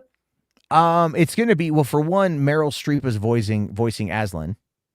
Oh, So dude, you know Aslan's Jesus. That's going to cause an issue. Yeah, yep. It's very, very religious. They're going to call And it yet, so- Jesus or something. They're going to. So I just want to know, like, because I think Walden Books had like the rights to it, because there's the Walden, not Walden Books, but Walden Media. They're the ones that produced the 3 films from 20 years ago. So Disney didn't have any. They were just distributing those. They were just distributing, yeah. They were just Okay. distributing back then because Walden Media had gotten the books. Walden also did Bridge to Terabithia. So, you know, if you ever want to yell at somebody for like fucking ruining your day. They made lots of kids read that in schools, which always makes me laugh. What a cruel prank. Yeah, my sister read it. I didn't know what it was. She asked me to take her to go see the movie, and I was like, all right. So we go Did see you the know movie. what it was? Nope. Oh, I so did not you know. had no I did idea not then. know. Well, no, but I figured it out. Right? Did you ever see 'Cause the I'm wa- trailers though? Because the trailers. The trailers didn't tell you shit. The trailers made it look like fucking Narnia 2.0, man. Yeah, they make Terabithia look real. Yeah, they're like, yeah, we're going to Terabithia, dog. We're gonna go like blackjack and hookers and shit. And then you watch the movie and you're like, all right, cool. Anna Sophia Robb and I think was it Josh Hutcherson in that one, right? And and it's like they had great chemistry for like the child actors. They had great No, they chemistry. were great. That's honestly a very well done movie. It's like the you know, My Girl, Macaulay Culkin and whatever the fuck her name is. But you know, My Girl, they had a really great relationship in that as well. Good chemistry in that one. It's similar. And so to that. you're watching this movie, or I'm watching this movie, you know, and all of a sudden it gets to like the storm, and I'm like, you know, I've seen thousands of movies, right? So I'm watching this thing, and I'm like, oh shit. And my sister goes, I know, it's so sad. And I'm like, oh fuck, I didn't know. She's like, what, that she drowns? I'm like, yeah, I didn't know. And he's like, oh, sorry. Yeah, it's in the movie coming up. Thanks. And I'm like, thanks, appreciate that. And so then I'm like, okay, right? Like she dies. It's sad. But what got me is how they drug that fucking ending out. Yeah. Oh my God. They stretched that fucking ending out so goddamn long that you cannot help but break. That is how you fucking waterboard people at Yeah, it is Guantanamo. morose as fuck. You just show them that movie and then you just be like, I want to know where the plans are. When are they going to be attacking the target? I will not tell you. I will not tell you. Oh, really? Bridge We're going to Terabithia, motherfucker. You son of a bitch. You son of a bitch. Fuck. Okay, I'll tell you this story. And then you follow that up with Hachi, A Dog's Journey. Fucking yes. It's just you fucking do that shit, and then they go, oh man, they tell everybody everything. Maybe some Marley and Me too. Triple feature. Yeah. I think Marley and Me. What's another one? Oh, dude, My Dog Skip. Fuck. My Dog Skip. Holy shit. Fucking That dog movies, though, bro. Don't go see you know, dog movies. Old Yeller is like the hardest one, right? But you might, that's think to the yourself, OG. And where the Redfern grows too. Yeah, well, the thing with Old Yeller is like if you just don't like, you know, like white people, you can survive with a golden lab getting shot. I think that's something you can do. But it's like the thing with like My Dog Skip is like that little fucking dog, you know. Or no, you show them like Milo and Otis. No, fuck that shit. You know what you show them? You show them the fucking Fox and the Hound. Yeah. Right. Yeah. Like that's honestly a good that pick. fucking ending of that movie destroys me every time. Every time it destroys separate me. them, bro. You can't. They're bros. Yeah, it's just you can't do it, man. You can't fucking do this shit. Yeah, that movie gets me really emotional. There's a man. What was I watching? Oh no, I had a passenger the other night. We're talking about movies, and she just randomly goes like, she goes, "Have you seen Simon Birch?" I'm like, "Yeah, I have." And I'm like, "That movie destroyed me, man." Like, okay, imagine what would happen. I'm just saying here, right? Imagine you're watching like the movie Man of Steel, okay? And so instead of it being Clark, it's a crippled kid in a wheelchair who's basically like not supposed to live long anyway. And a bus goes into the river, and like he more or less like tries to get all the other kids out and then dies in the process. So when Clark Kent was all like, "Should you let him die?" You know, it's like maybe. It's like, and that Simon Birch fucking did. And then it's got the kid from Jurassic Park, Joseph Mazzello, I think his name is. That was the raptor kid at the beginning. Yeah. No, not the raptor kid. No. Like Tim. Oh, Tim. Okay. Right. So you got that, and then at the very end, like it cuts. Jim Carrey shows up as the older version of the boy, and he goes and he visits the grave and everything else. You know. And so yeah, he'll never. Yeah, Jester says I can never support Milo Notice. That is true. They fucking how many Milos did die? In that there's like a bunch of cats died during the making of that movie. I know they're throwing them over waterfalls and shit. Yeah, they just fucking murked it. It was a foreign film, I think. I can't remember if it was Chinese or Korean. Let me see. I don't think it was Japanese. If it was either of them, they would have. I'm not going to say it. Oh no, it's Japanese. It's Japanese. Oh, okay. I don't. Yeah. Japan? They went like, oh, they served their purpose. They seppuku'd off that waterfall. Jesus Christ. I can't. I'm going to get canceled for making fun of. Yeah, a lot of those Asian films do that. Like, I don't know if you ever saw Men Behind the Sun, but they just like, do you know what that is? No. It's you know what unit camp, I think it's 731 is? No. You know how the war crimes that Japan did to China in World War II? Yes. Yeah, it's a Hong Kong movie all about the worst of the unit camps that they tortured the Chinese at. And it's basically just a torture film for 2 hours. But at the end, when they know that the Allies are going to find out, they like bring out the flamethrowers and start torching the evidence. And there's a scene where there's rats that are like feasting on the interned people. And then they just use flamethrowers on real rats, and they killed like thousands of rats on camera. It's so sad. Oh, wow. Yeah, you hear him screaming and everything. I used to think like, how did they do that shot? Then I look it up. They just did it. Yeah. How did you describe the movie? It was a Japanese. What was it like? No. Men Behind the Sun. It's Hong Kong. So it's a Hong Kong film about the Japanese. Okay, because the way that you said it I thought you said it was a eunuch film. No. Unit camp. A unit. Okay. Because I thought you were going like it's a eunuch camp, and I'm all like, they make in my mind. I didn't say anything, but I'm like, they make eunuchs there. That's a totally different movie. That's like an Ilsa movie. That is like an Eli Roth sort of film. That's Hostel Part 4. Speaking of the Eli Roth came out today, and he said that he wants to go back to make more cabin fever movies. Nobody even saw the remake. They did do a remake, didn't they? Yeah, you forgot about that shit. It wasn't even that long ago. God, and the sequels to Cabin Fever sucked ass too. Well, I mean, that's kind of the thing with like, you look at like a movie like Wrong Turn, and you're like, why are there 6 of them? Yeah, because they make fucking money. 4. They make fucking money. We watched all of them last year. Are they good? I've only seen the first Wrong Turn. I like some of the sequels more than the original, honestly. But my God, once they get further in, they are just like, man, they don't have any more budgets.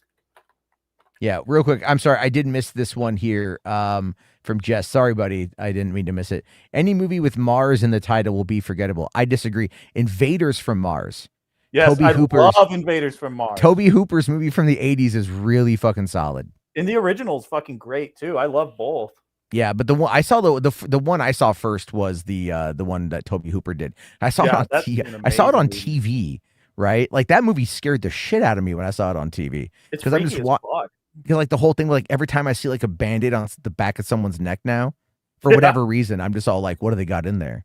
Right? Like I remember I was in I saw the movie, and then my best friend, the house next to his burned down one night, right? Like completely fucking just burned down.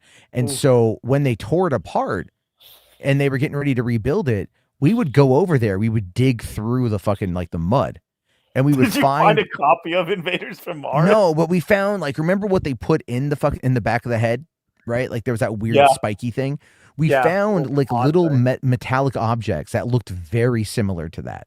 Oh, that's and my buddy was like super religious, so he was going like, these are like fucking signals from Satan, man. Or like these are like implants or yeah. something. And I'm like, I don't know. This is my same friend who, like, when we saw Mortal Kombat Annihilation, we got stoned on chronic laced with LSD beforehand. We didn't know the best way to watch Annihilation. That is very true. I loved it when I first saw it. I saw it again. I was like, what the fuck? Was I high? Oh, right. I feel like I'm having a seizure watching this movie. Yeah, it was crazy. So anyway, it's but yeah, what was I saying? Like fucking Invaders from Mars. Invaders from Mars is a good one. Yeah, yeah. There's also other movies Santa Claus Conquers the Martians is also a great, terrible John film. Carter could have been if they didn't change the title. That's a great movie. John Carter is an epically awesome film. I hate the fact that movie bombed. So the books are called The Princess of Mars, and the original title for the movie was John Carter of Mars. And you know why they changed it? No. Disney, what Jess is talking about, Disney straight up has said on record, the reason John Carter's title was changed is because they had so many movies bomb that had Mars in the title. You had that Mission to Mars from, what was it, like 2000? Oh, yeah, Ghosts of Mars. Ghosts of Mars and Mars Needs Moms. It's the trifecta of Mars Hollywood flop. I'll tell you this. I never saw Ghosts of Mars. I never saw that Carpenter film. I need to watch it. It's garbage, but I really like it. Okay, but I guarantee it's probably better than Mission to Mars. Yes, it's way better than Mission. Because Mission to Mars ends like one of the Assassin's Creed games. I forget which one of the Assassin's Creed games literally ends with like the same plot. Because Mission to Mars ended with it's kind of like Total Recall. Don't they like seed it and it turns green again or something? No, like I think they find that the aliens like made Earth. Oh yeah, you're right. That's how. Because there's aliens there, and then there's I forget which Assassin's Creed game it is. Maybe it's Black Flag, that you end up meeting aliens that basically came to Earth, and like that's where it all came from. It's weird. I don't fucking know. Yeah, it's based off a Disney ride. It's funny. Nobody ever brings that up. Mars Attacks. That's a classic. Yeah, that's probably the best one, honestly, of the Mars movies. How many movies with Mars in the title have been forgettable? I have a fair amount. I'm not saying that they're not forgettable. But but we're talking about the ones that we like, So anyway, getting to back to this article here, Baloney here talks about how he met with Ted Sarandos, Ted Sarandos had said that they will run the business largely like it is today with 45-day windows. Sarandos said to reporter Nicole Sperling. Saying here, I'm giving you a hard number. If we're going to be in the theatrical business, and we're competitive people. We want to win. I want to win opening weekend. I want to win box office. So yeah, I'm like, you want that, but why don't you do that now? I just don't understand that now, right? Like, why are you against it now, but you want to do it when you get it? Like, I'm sorry, K-pop Demon Hunters came out in 2 days, did $20 million. It should have had a longer run in theaters. It's a real put up or shut up moment. Like, it really is. To do it, you should do it now. But it's like, they need to go and get away from whatever the fuck Matt Damon was saying about them wanting to repeat the plot lines like every 20 minutes or something for people who are just watching tacitly. And I'm like, you know how many times I've watched a movie while I'm doing other things and like never had a problem figuring it out? Like I used to do homework and I would just like put on a movie. Usually I'd end up watching 2 movies as I'm just doing homework, because I'd like watch part of the movie, go back to doing my homework, continue watching it, going doing my thing, that's what I would do. And so I find it to be really ridiculous that they're still kind of arguing against all that shit, but they want to get into the business of it. Like, look, so then he says here, okay, more or less, okay, I want to kind of make a quick side point with this, and I think this is fascinating. Did you see what David Ellison had said about the reason why he wanted Warner Brothers? No. Okay, so this is really interesting, right? This just came out.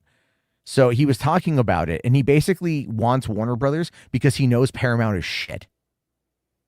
And he wants to rebuild the film industry, right, with Paramount, but he realizes that Paramount doesn't have the IPs that he needs to rebuild the film industry. So he wants Warner Brothers to be able to get those IPs. So more or less, like, he should have probably bought Warner Brothers first, rather than acquiring Paramount, realizing, oh shit, son, I don't have enough here to be able to make this to work.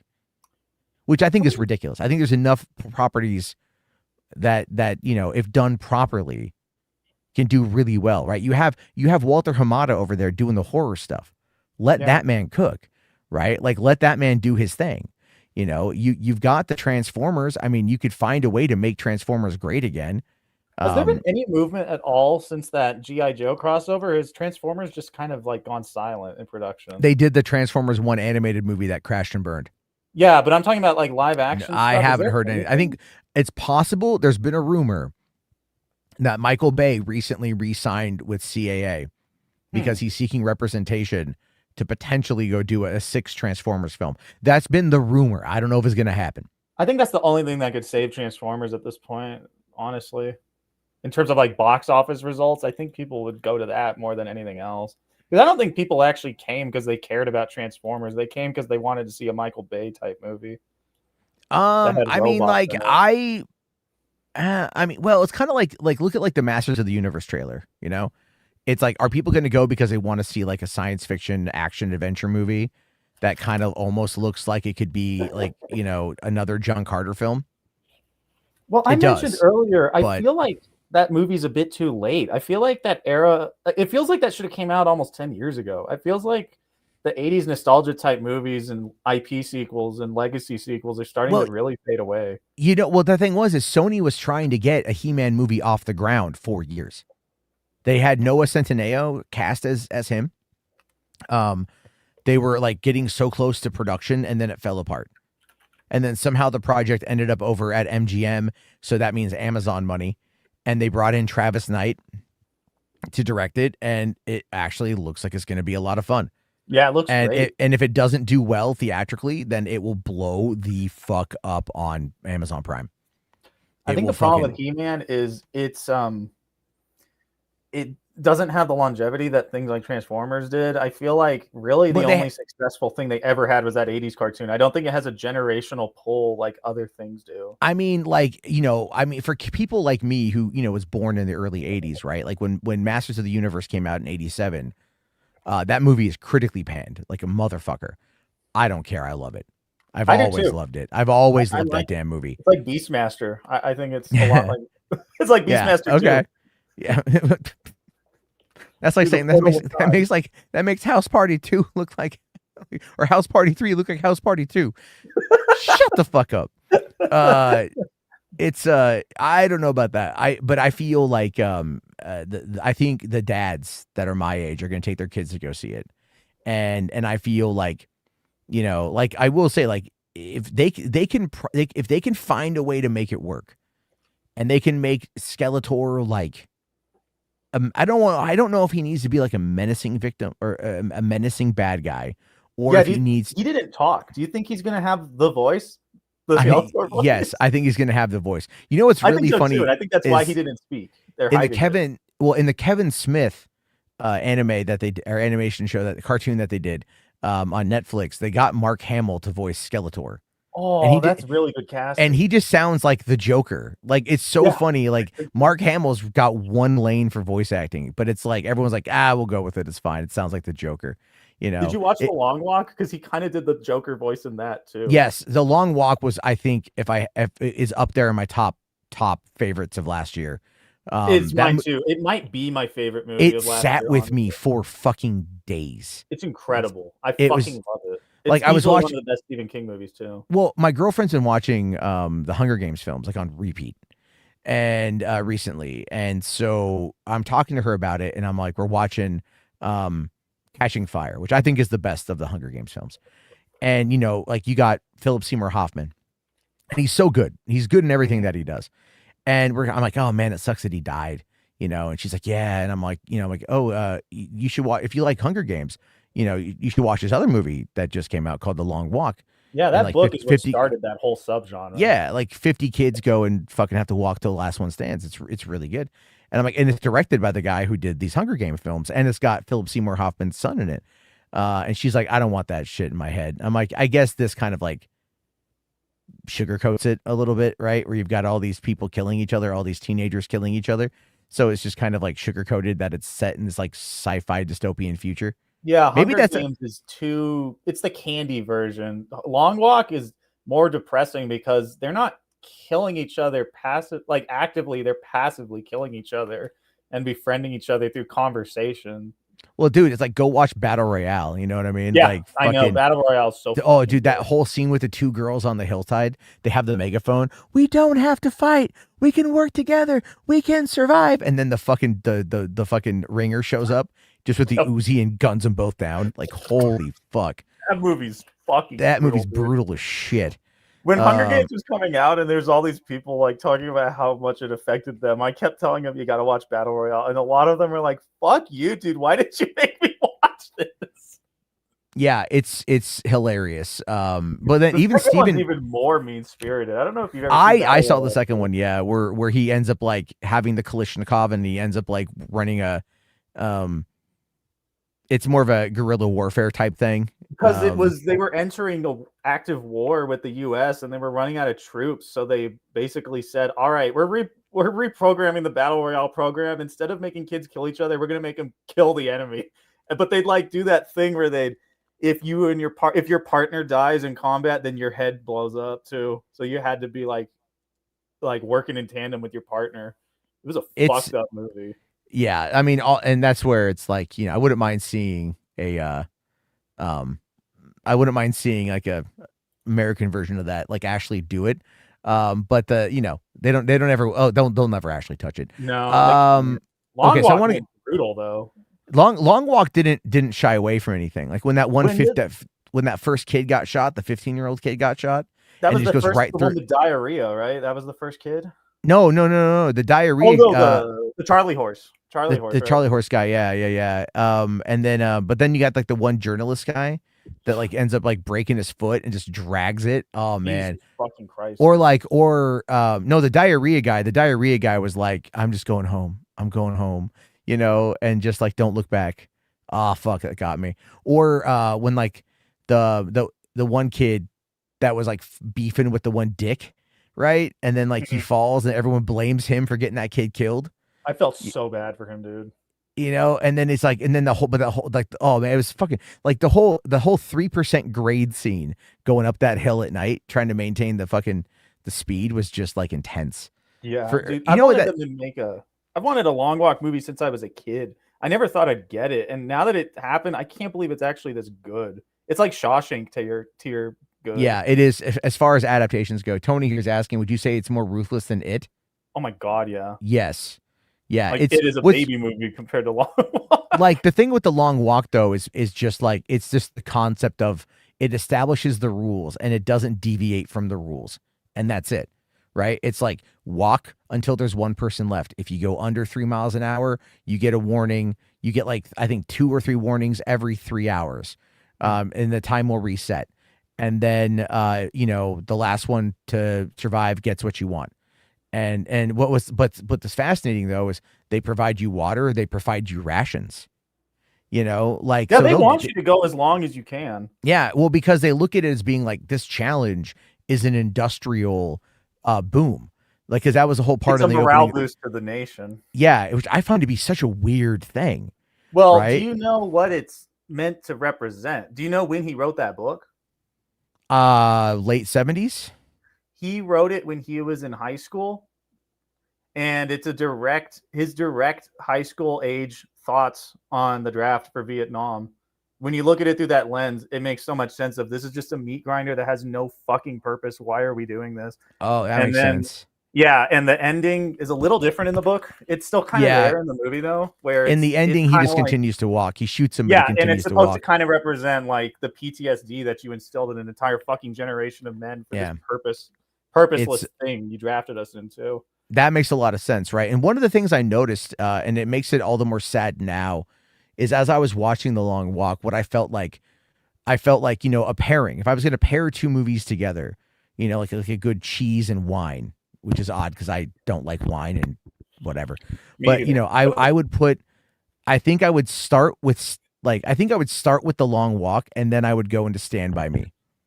Ooh, that's a good combo. Because when you've got the core 4, yeah, in The Long Walk, it's got that Stand By Me vibe. It's got that Stand By Me vibe. You're like, y'all want to see a dead body? And they're like, all right, let's fucking go. Like, that's what it felt like as I was watching it. And I'm just going like, dude, that's fucking such a good thing. But then I'm like, but what version do you watch first? Right? Do you watch the kind at the end where you could almost maybe start, if you think about it for a second, because at the end of Stand By Me, which one of those, who is it that goes to Vietnam and gets killed? Right? Like it's Corey Feldman's character, I think, right? It was his. Right. So you could almost even connect the two of them together. So you watch Stand By Me, and then it's like what happens is he doesn't go to Vietnam. He goes on the walk, and like that ends up being like the connection, the connective tissue there. And I as weird as it is to say, I also feel like Francis Lawrence channeled his inner Frank Darabont for The Long Walk. It has that Shawshank vibe. It has it really did. That fucking Green Mile vibe a bit. You know what I'm saying? It felt And so like lofty for such a simple concept. Like just shots of wheat fields looks fucking gorgeous. Like they shot the whole thing. They shot it chronologically. Yeah, which I thought was really super. Worked. It worked because it shows like they can like not shave, you know what I mean? Or they can like have the stubble, they can have the dirty shirt, they can have like the fatigue of walking, because like they literally were walking. It wasn't like there's no artificiality to it. It's very gritty and real.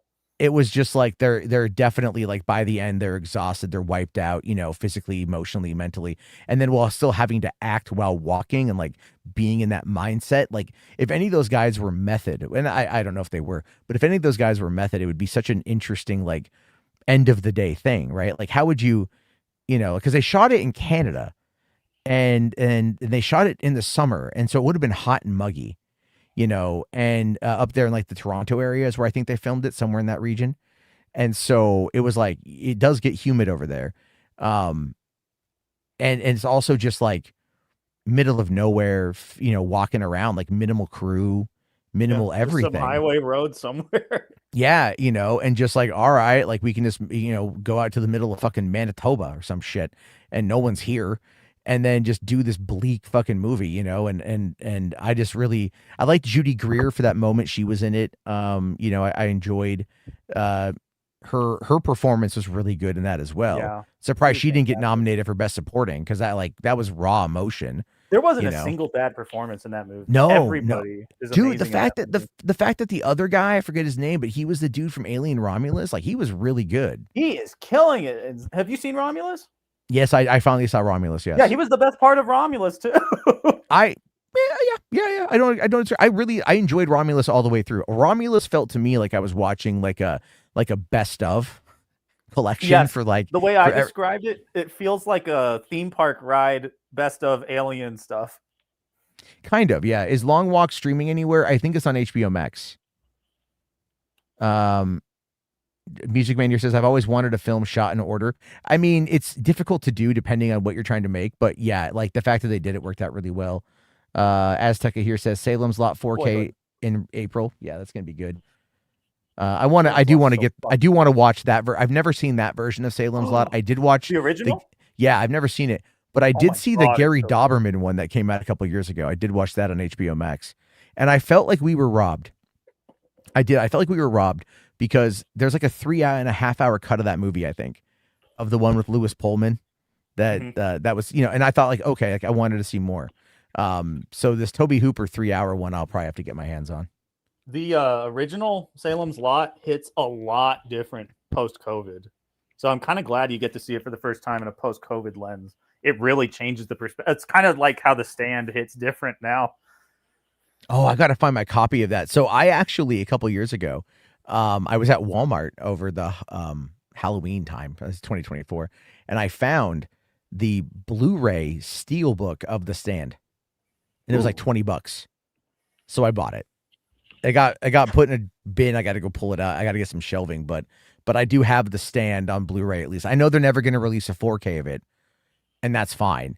It's a TV movie, right? It's like, it's only going to look so good for an ABC made for TV movie. But it's such a good fucking movie, though. I love that movie so much, dude. Like, I really wanted the version that they did for CBS All Access, right? Or Paramount Plus, whatever. I really wanted that version to be like a solid update of it. And then so bad, dude. It was John Watts was behind that, right? I believe so. But yeah, like, did you ever see it? It's fucking horrible, but the problem is I think it could be fixed because what happened is, you remember it came out post-COVID, so obviously they were like, what the fuck do we do with this thing? Instead of just releasing it properly, they completely rearranged the structure of the story.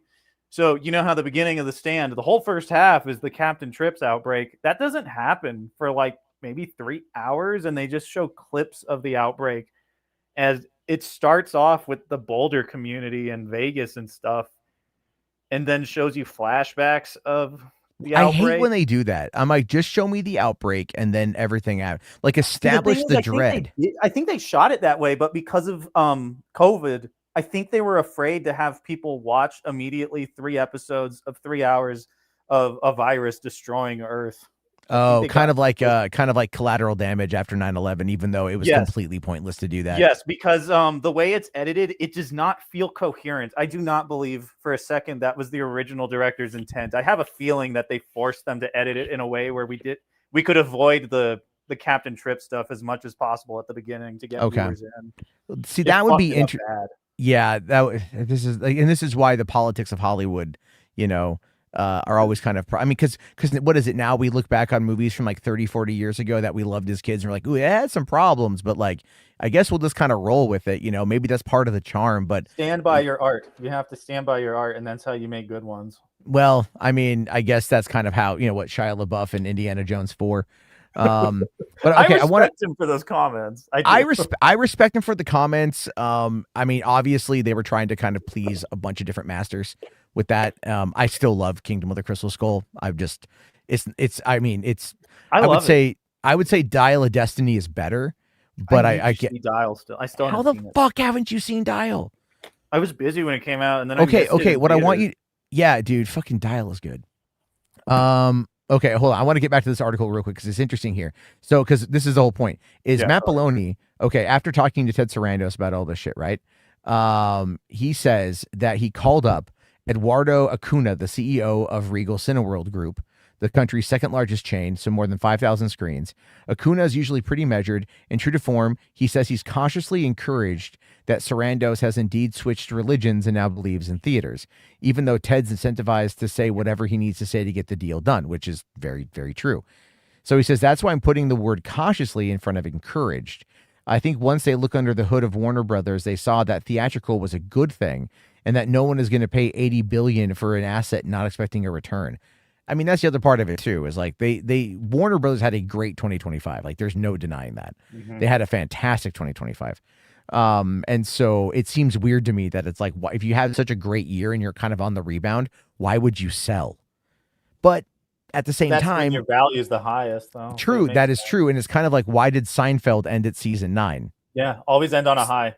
Always end on a high. Yeah, like that's why honestly we should really start mandating that that shows have 5 seasons and that's it. I basically don't watch anything if it goes beyond 5 seasons. I mean, I watch stuff that goes beyond 3 seasons. That's usually too much. It depends on I mean, I love Stranger Things, but it definitely, and I thought they landed the plane, but there were some issues with season 5, to be fair. But I didn't care. I had a great time watching the whole thing. But anyway, but Acuna has some follow-up questions for Sarandos. Like many in town, he would like to hear more specifics. For instance, is Ted's promise of a 45-day window sufficient for Regal to play Netflix Warner's movies? Yes, if that 45-day window is to transactional video on demand, Acuna said. If he's referencing VOD, I think that's an acceptable window. My concern, and this is something that not enough people talk about, is that there are 2 windows. One is to transactional and one is to subscription. Netflix is subscription. If the 45-day window is to subscription, it's very damaging to the industry, to the consumers, and to moviegoers. Now, I want to know why. If you can buy on video on demand after 45 days, and that's fine. What is the difference between Netflix and that particular point?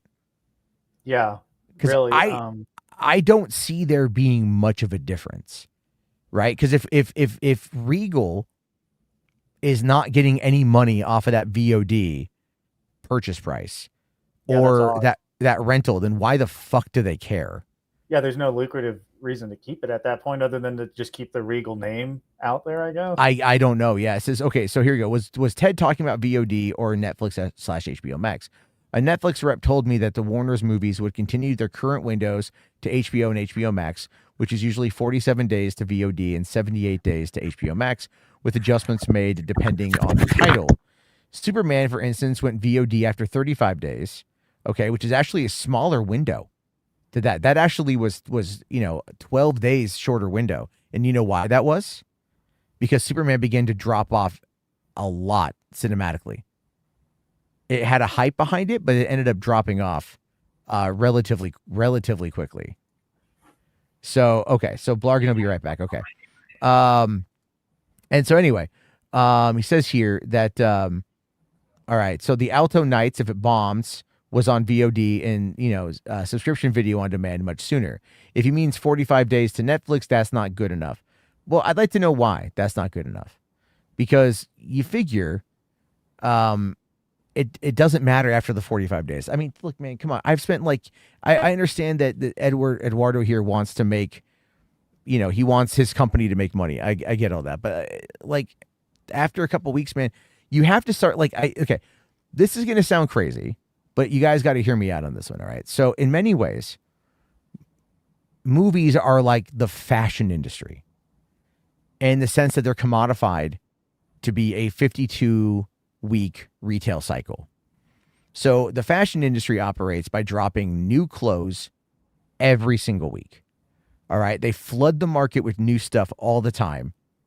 And then they get rid of the old stuff and they send it overseas to where it's either destroyed or it's given to people in third world countries. Okay. They take the loss on what it's not sold because of how cheap it is to manufacture. All of that aside, movies are very similar. Movie comes out on Friday. Next Friday, another movie comes out, maybe 2, maybe 3. In the meantime of that, maybe a movie comes out on streaming. Maybe there's a new TV show on Sunday, Monday, or Tuesday, right? Maybe there's this, maybe there's that. There's all of these different factors that are involved that tie into the same overall system, but are just different revenue streams. So it's not directly fashion. So that's what I'm talking about. Is there's a commodification here where the only reason why certain movies get to kind of live on in that space is because they actually are able to strike, just like some clothing designs will do the same thing. Barnes and Noble has pushed out 50 new fucking 50 to 60 new stores a year for the last couple of years. Why is that happening? Because they've been able to make money off of almost the commodification of book talk. So new books are coming out all the time that are being sold at Barnes and Noble, normally because of the fucking recommendation of book talk. So while more people are reading and they're able to make more money as a result of that, it's still kind of flooding the market and treating it as a commodity. That's what movies are now. They've been that way forever. It's a business. So, it's just that's what's going on. I don't know if you agree with me or not, Blargan, but I really like that fashion analogy. I've never heard anyone compare them to that, but that actually is pretty good.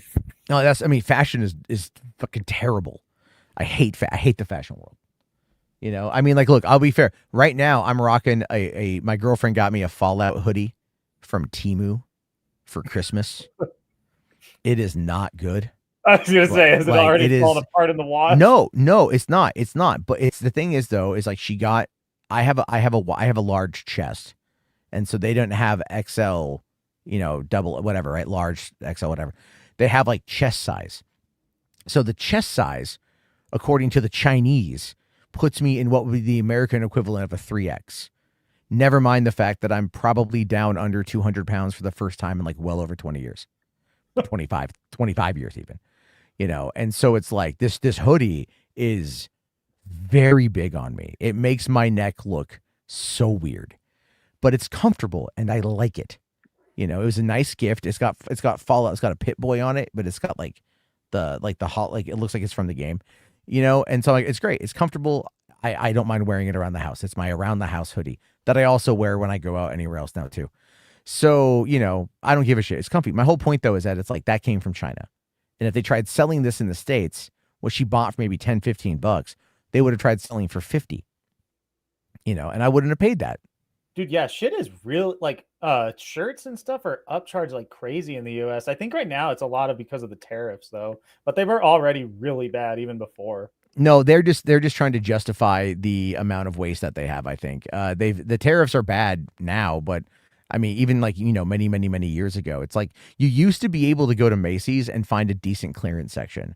Now it's fucking hard to find a decent clearance section at Macy's. I went to Kohl's like a week ago, and it was absurd how overpriced everything is. Yeah. You know?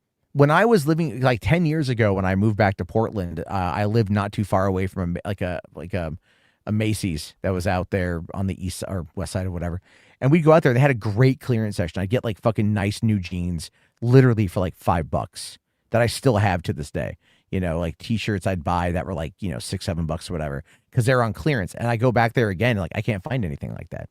Yeah, I'm still wearing shirts that I've had for like 15 years, and they don't have any issues. But newer stuff falls apart so fast. I have got 2 shirts, 2 undershirts that I got. They're Hanes.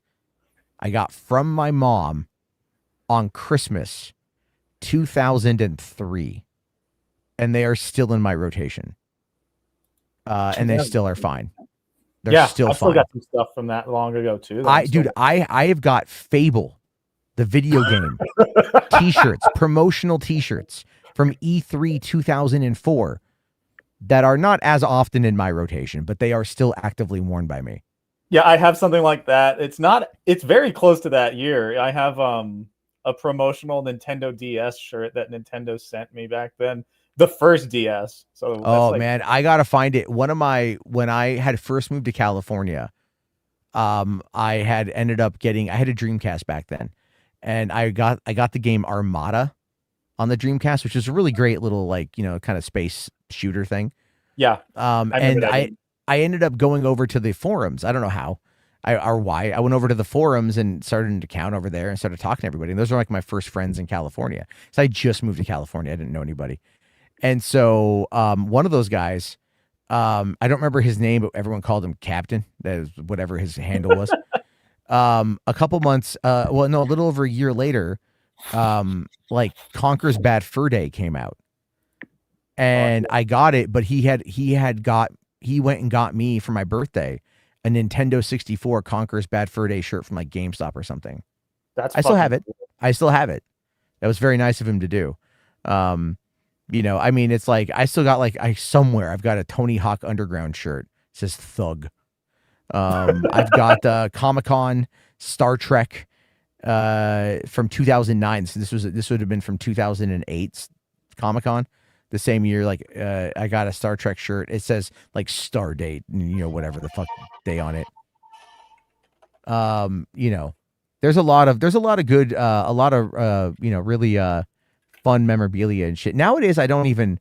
Didn't they give Conker's condoms out? They gave it E3. I don't know. I wasn't old enough to go into the bar. They had set up a bar at E3 that was 21 and up to go check out Conker. I was not old enough. And they even held events at a strip club, but they were like, you had to be 21 and up to go. And I went up to the guy. This is really true. By the way, very pathetic.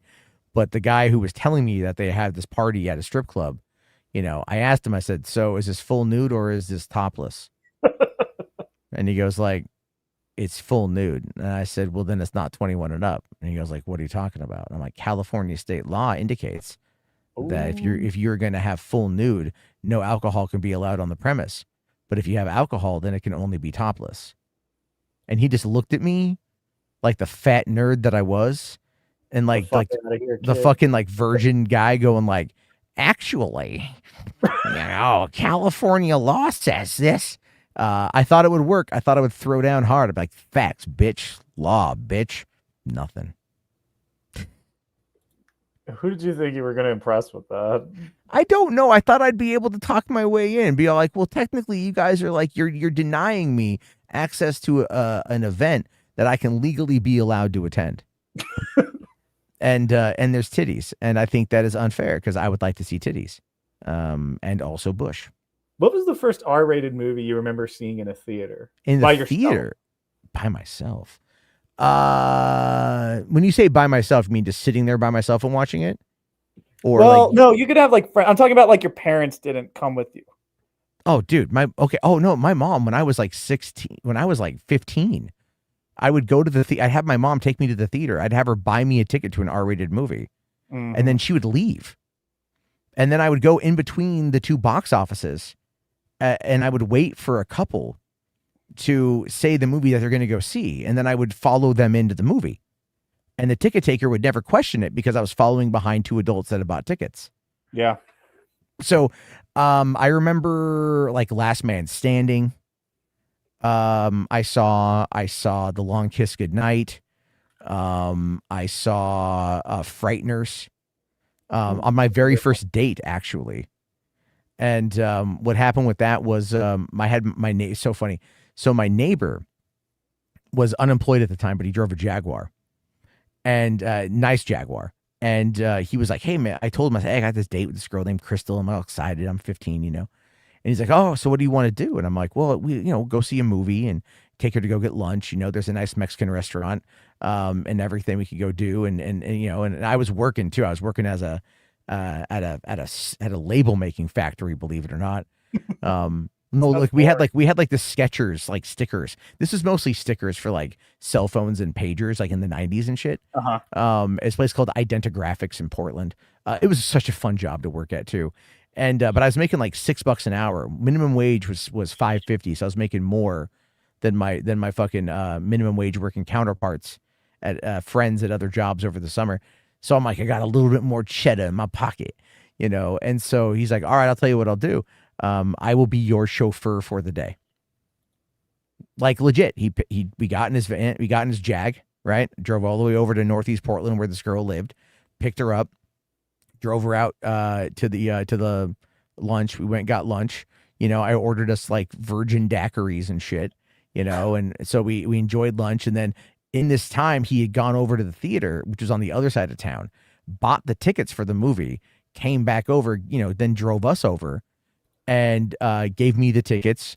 We walked on in. I got us drink some popcorn, snacks and shit, even we just had lunch. And then he went over and parked in the shade and just read his book for 2 hours. And then when the movie was over, he picked us up out front and he drove us home. Drove. Yeah, right. And then all he wanted out of me was she lived right next to like a Safeway or an Albertsons or whatever. So we parked over after we dropped her off, and I went and I gave him money to go get a beer, and he just drank beer on the way back. He was a fucking raging alcoholic, by the way. It is, that was funny too, because I used to go there was a church I went to when I was a teenager, and I used to go a lot. And during the summer when I was 15, he would give me a ride, and I would kill about 2 or 3 beers in the car on the drive over. So I used to get hammered before going to church on a Wednesday. He didn't know. He just dropped me off. I took the bus back. I was meeting my friends there. I'd show on up, and I'm like drunk and smoking a cigarette. Like, "What's up, man? Just fucking learn about God and shit." Fucking shit. It was so dumb, man. So dumb back then. Only way I'm gonna get through this sermon. more or less. God, yeah, I know, right? I had a friend. Oh my God. So there's like this girl I went to college with, and I was posting. So a friend of mine from high school made a comment about how she doesn't think that like women should be president. And I thought that was kind of dumb. So I made this whole kind of comment about it. Like, I have my daughters. I want them to have every opportunity that anyone else has. And then another girl that I went to college with who has sons, she was all like, basically like, well, with God, a woman will always know her place because it will always be open to her. And I'm like, what the fuck is this shit? What does that mean? Like, I'm going to restrict their ability. It was more or less like, go with God and you will find your place because he has set that aside for you, sort of thing. And I'm just going like, man, I didn't respond to that, but it was so funny because my mom did today, and she just goes like, "I am woman, hear me roar." That's such a weird thing.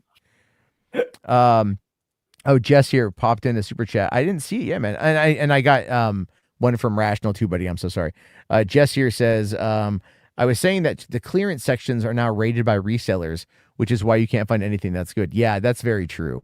It's kind of like when I half price books that's near me. I have an outlet store that's near me, and I've asked them like, "Hey, when do you guys get new supply in?" And they're like, like we usually Tuesdays, but we'll kind of like piecemeal them out like through the week, depending. so they don't put everything out at once for people to go on in and like bum rush it. You know, I mean, but to be fair, I have thought about getting a side job over there and then just raiding the back whenever no one's looking and putting aside what I want to get. You're gonna be one of those assholes. Yes. But you know what I found recently over there that I think was a great find for $6 on DVD, which I think was a bit high. Oh, they've got movies. I thought you were just stealing books. No, movies. Jesus Christ, Oh, I'm not okay. a fucking heathen. That's why I pay for everything. I just want first dibs at the good shit. So they got movies too? Yeah, half price books. Yeah, trust me, I've bought a lot of movies from them. I found Vulgar for $6. Is this a chain? Half price books? Yeah, it's on the West Coast at least. Okay, yeah, I've never heard of it. But no, Vulgar is written and directed by Brian Johnson. You might know him best from his role in Mallrats as Steve Dave. Oh, is it a Kevin Smith movie? It's a Kevin Smith production with Brian Christopher O'Halloran as a clown named Vulgar, who ends up getting sexually assaulted by Ethan Suplee and a few other people, and then goes to get his revenge. Joker 2 ripped this off, bro. Yeah, well, Joker 2 sucked. That's why. I actually no, I haven't watched Joker 2. I don't plan on it. I have no intention. I haven't either. All I know is he gets raped and he doesn't actually. No, I saw the scene. He doesn't get raped. He just gets beaten up. People inferred it. People inferred it as sexual assault, and I watched it, and I'm just like, bro, if they raped him, then they cut around the scene because it just shows him getting like beat up in the shower, and then that's it. Oh, I can see why people would misconstrue if it's in the shower. Yeah. Though. He dropped some soap. Fuck. Right. Yeah. But it's all like, no, none of the guards were like, hold him down, and like spitting on their hand and shit. Like, no, there was no indication of there being sexual assault. Well, so, like I mean, slow version of Bad Romance is playing. Yeah. It wasn't like that hallway scene from Irreversible. It was just like fucking, it was just nothing like that. Yeah. But hold on. You got the, sorry. I know. When can you make a joke about the hallway scene in Irreversible? All right, here we go. David Ellison made a blacklist of actors that can't work for Paramount due to being pro-Palestine. If he gets Warner Brothers, it would screw Warner Brothers. It would screw Warner Brothers. Yeah. Man, speaking of that, Scream is almost out, and there's like barely any marketing for it. There was a new billboard that went up today, and it's this ghost face, and it says "Burn it all down." That's kind of what it feels like they did to their franchise. Well, that's what I did. I did a little thing about that, a little video about that, where I said I feel bad for everybody involved in Scream 7. God, so do I. This movie has been sent out to die by the fandom. Well, the thing is though, the other side of the whole thing too with this movie is that it's from what I can gather, and I have no idea if this is accurate or not, right? But yeah, Brian, it's hard to tell because it's very vague trailer so far. Well, it is, and but they're doing that on purpose, which is good. But I think so if too. The fact that Matthew Lillard is back in it, and other people who were like dead from the first movie or whatever are back in it, because if you recall, do you remember what Kevin Williamson wanted Scream 3 to actually be? That was the Columbine one, right? It was going to be he had a cult of right? Yeah. So, but they turned that into a TV show. Are you talking about the Scream show or a different show? No, different show. Which one? Called The Following with Kevin Bacon and James Purefoy, where James Purefoy leads a cult that's full of killers, and he ends up going to jail, but still ends up commanding the killers from the jail.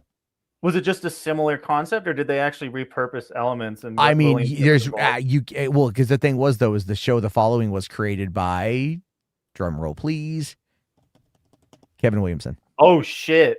Oh, that's totally repurposing it then. So yeah, he completely ripped off his own premise, and then he comes back to do this movie. And from what it sounds like with the casting choices, and I have no idea if that's accurate or not, but from what it sounds like is that it sounds like they're going to be basically ripping off that project, that concept, and bringing it back around. Did you watch Scream 6? Nope, I haven't seen Scream 5 or Scream 6. I can't say anything. Don't say shit. I want to. I'm gonna leading up to Scream 7. I'm gonna fucking dive in. You really should, just because they kicked her out, both of them. I still think. Well, we do know that some of the actors are coming back. The twins are coming back, so you do need to watch them. Yeah. But No. To understand Scream 7, I know I need to watch Scream 5 and yeah, Scream 6. I don't think it'll be as pivotal as it was going to be, Yeah. but I'm sure it still matters. The last time I watched a Scream movie was the first week of April 2011 when I went to the midnight show of Scream 4. And I thought it was really funny how meta the movie was, right? Like it was very meta. And I was too like ahead of its time, honestly. I wish it it came out really a few years was. later. Do you know why? Do you know why it's not on a 4K? But no, why? Because of the way they shot it. Oh, is there some issue with the camera? Yeah, it's because they wanted it to look more like a. Let me see if I want to make sure I say this correctly. There's a whole thing there about the way they filmed the movie and like making it look more like a reality TV show. That makes sense. Yeah, that it did look like that. I remember when it came out, a lot of people were like, "Why the fuck does Scream 4 look so bad and cheap?" But I thought it was a good look. I really did. Yeah. Let's see. Wes Craven did a great job. So on a budget of $40 million, which is a lot for a Scream movie. Yeah, it is. Principal photography began on June 28, 2010. Filming ended on September 6, 2010 after a 42-day shoot. Okay. Let's see here. I'm trying to see if there's anything here. Okay, the film used extensive CGI for the first time in the franchise. For example, instead of using a collapsing knife, the knife's blade was added in post-production with CGI effects. Yeah, I remember a lot of people complaining about the CGI. I think the blood is CGI too. I will say this, though. The scene in the barn with Courtney Cox, that was a solid scene. Yeah. Because you don't know if she's going to live or die in that. That was a really good scene. Man, the piss filter, yeah. She's got a great scene in 6 also. Was it PCR who says the only original Scream is the one that counts for me? I mean, two is fun. 2 was fun. 3 was fun. I like 3 a lot. I always have. I never went back. I liked it when I saw it because of the Jay and Silent Bob cameos because I thought that was. I didn't know that was going to happen, and that. But I was so out of nowhere. But here's the thing, though. The thing with that movie, though, is I was on a date with a girl named Ada, and I was a senior in high school. I just moved to California, and I'd met her. I want to say on a chat room or something like locally, and we were like, we go to the same school and everything else, and we went to the movie, and then we never really had a follow-up date. I had no game. But here's the thing though, right? Like not long after high school, she was shot and killed.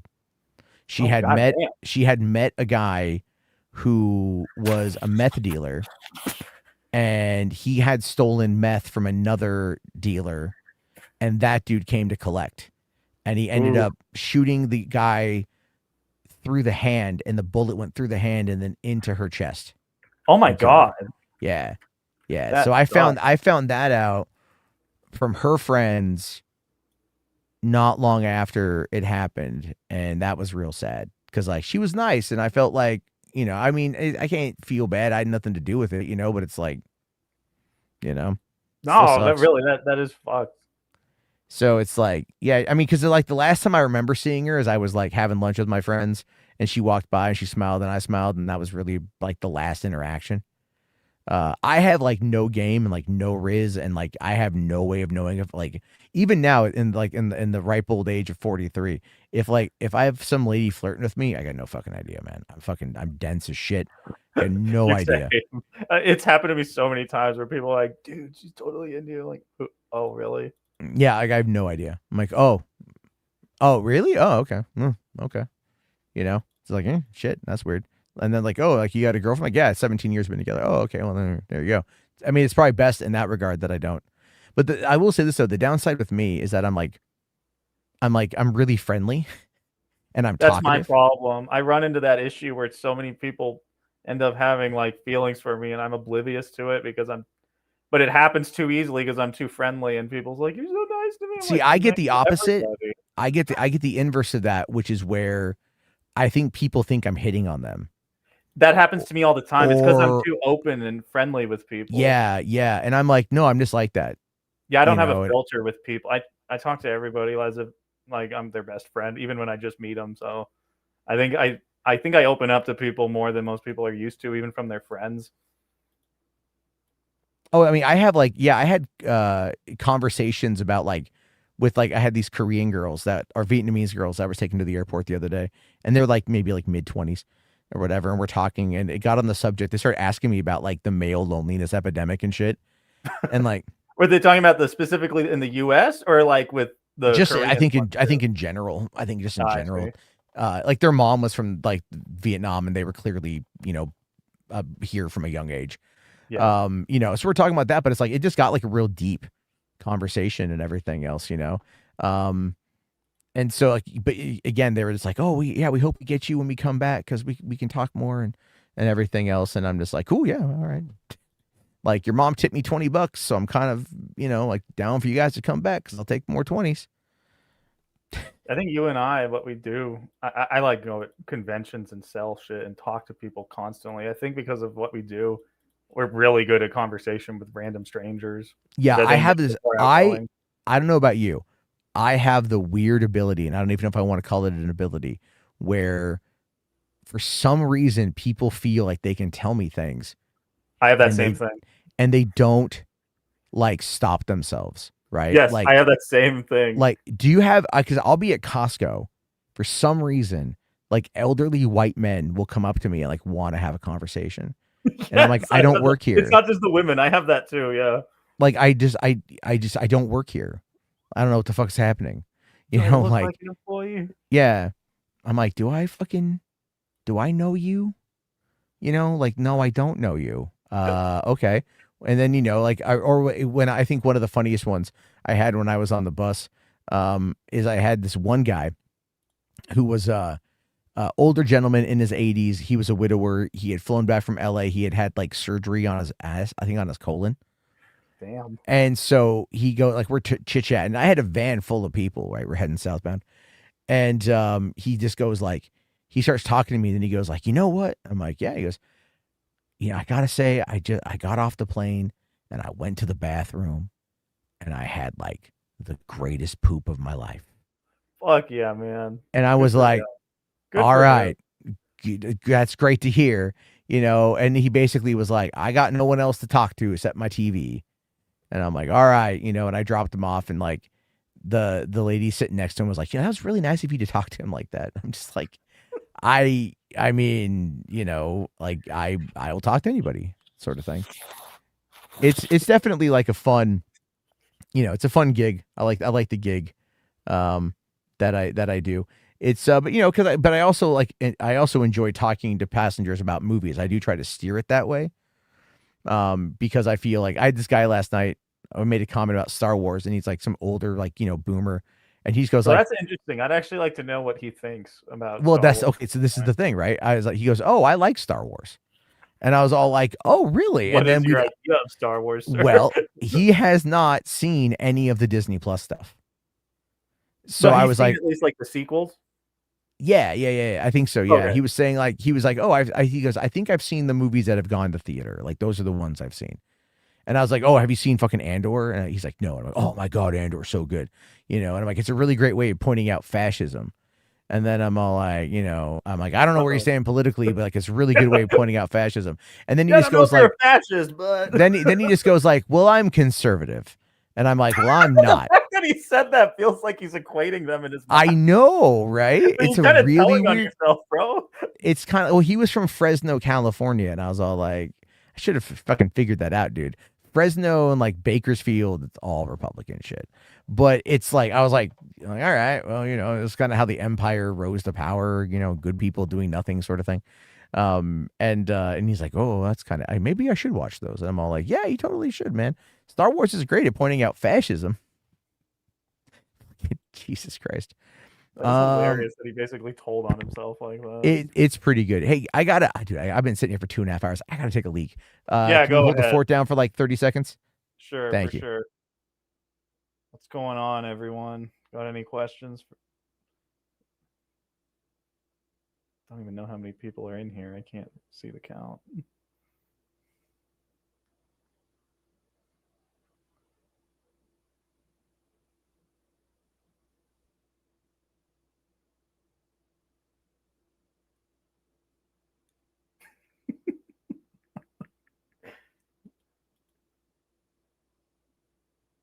That's it? I want some 26 motherfuckers to ask questions or something. I'm not just going to talk to a wall.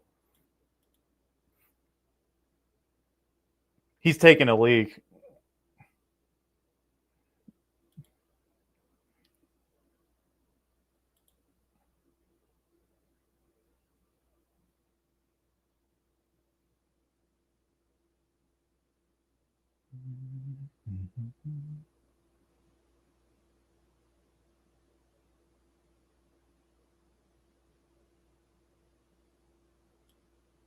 I picture all old guys sound like Bob Chandler.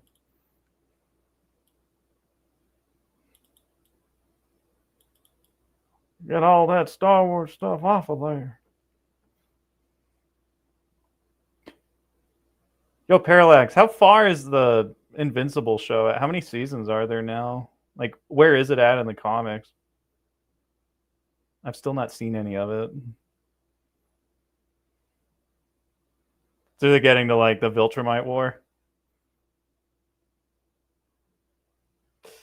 Bro, that's a good question. Long Walk for almost my entire life has been the one that I have wanted the most since I was a kid.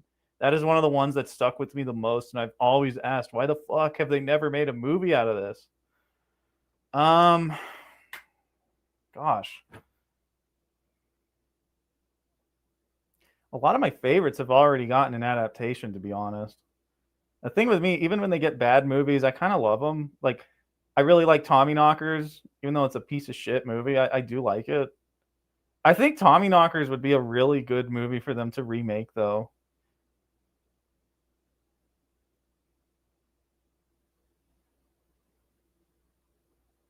Yeah, for some reason, Tommyknockers is one of the first ones that comes to mind.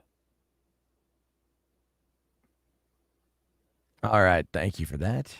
Welcome I back.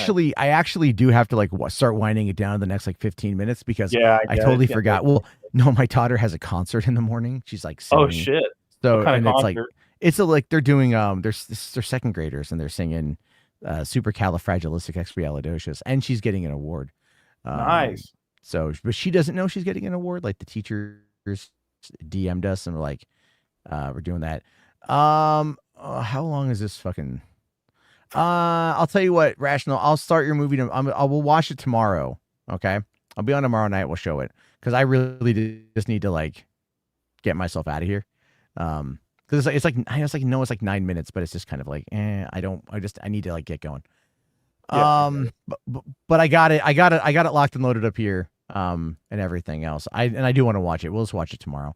But all right, Blargan, man, thank you very much for coming on. I do appreciate it, dude. It's always fun to chat with you. Yeah, you need me to take off now?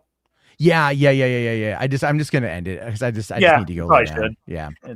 I didn't realize what time it was. I'm like, fuck. If I didn't have to be up at like 7:30 in the morning, it'd be a little bit different. But yeah, I get it. But yeah, we can chit chat again. I'll be on tomorrow. Yeah, I can probably come on for a bit tomorrow too. I'm just talking. Yeah, I mean, I can really only do it like Monday, Tuesday, Wednesdays. Like those are my days, and otherwise I'm just working on short stories and shit. So, but all right, man. And I will. Yeah, okay, Jess. I'll send you that link on Discord.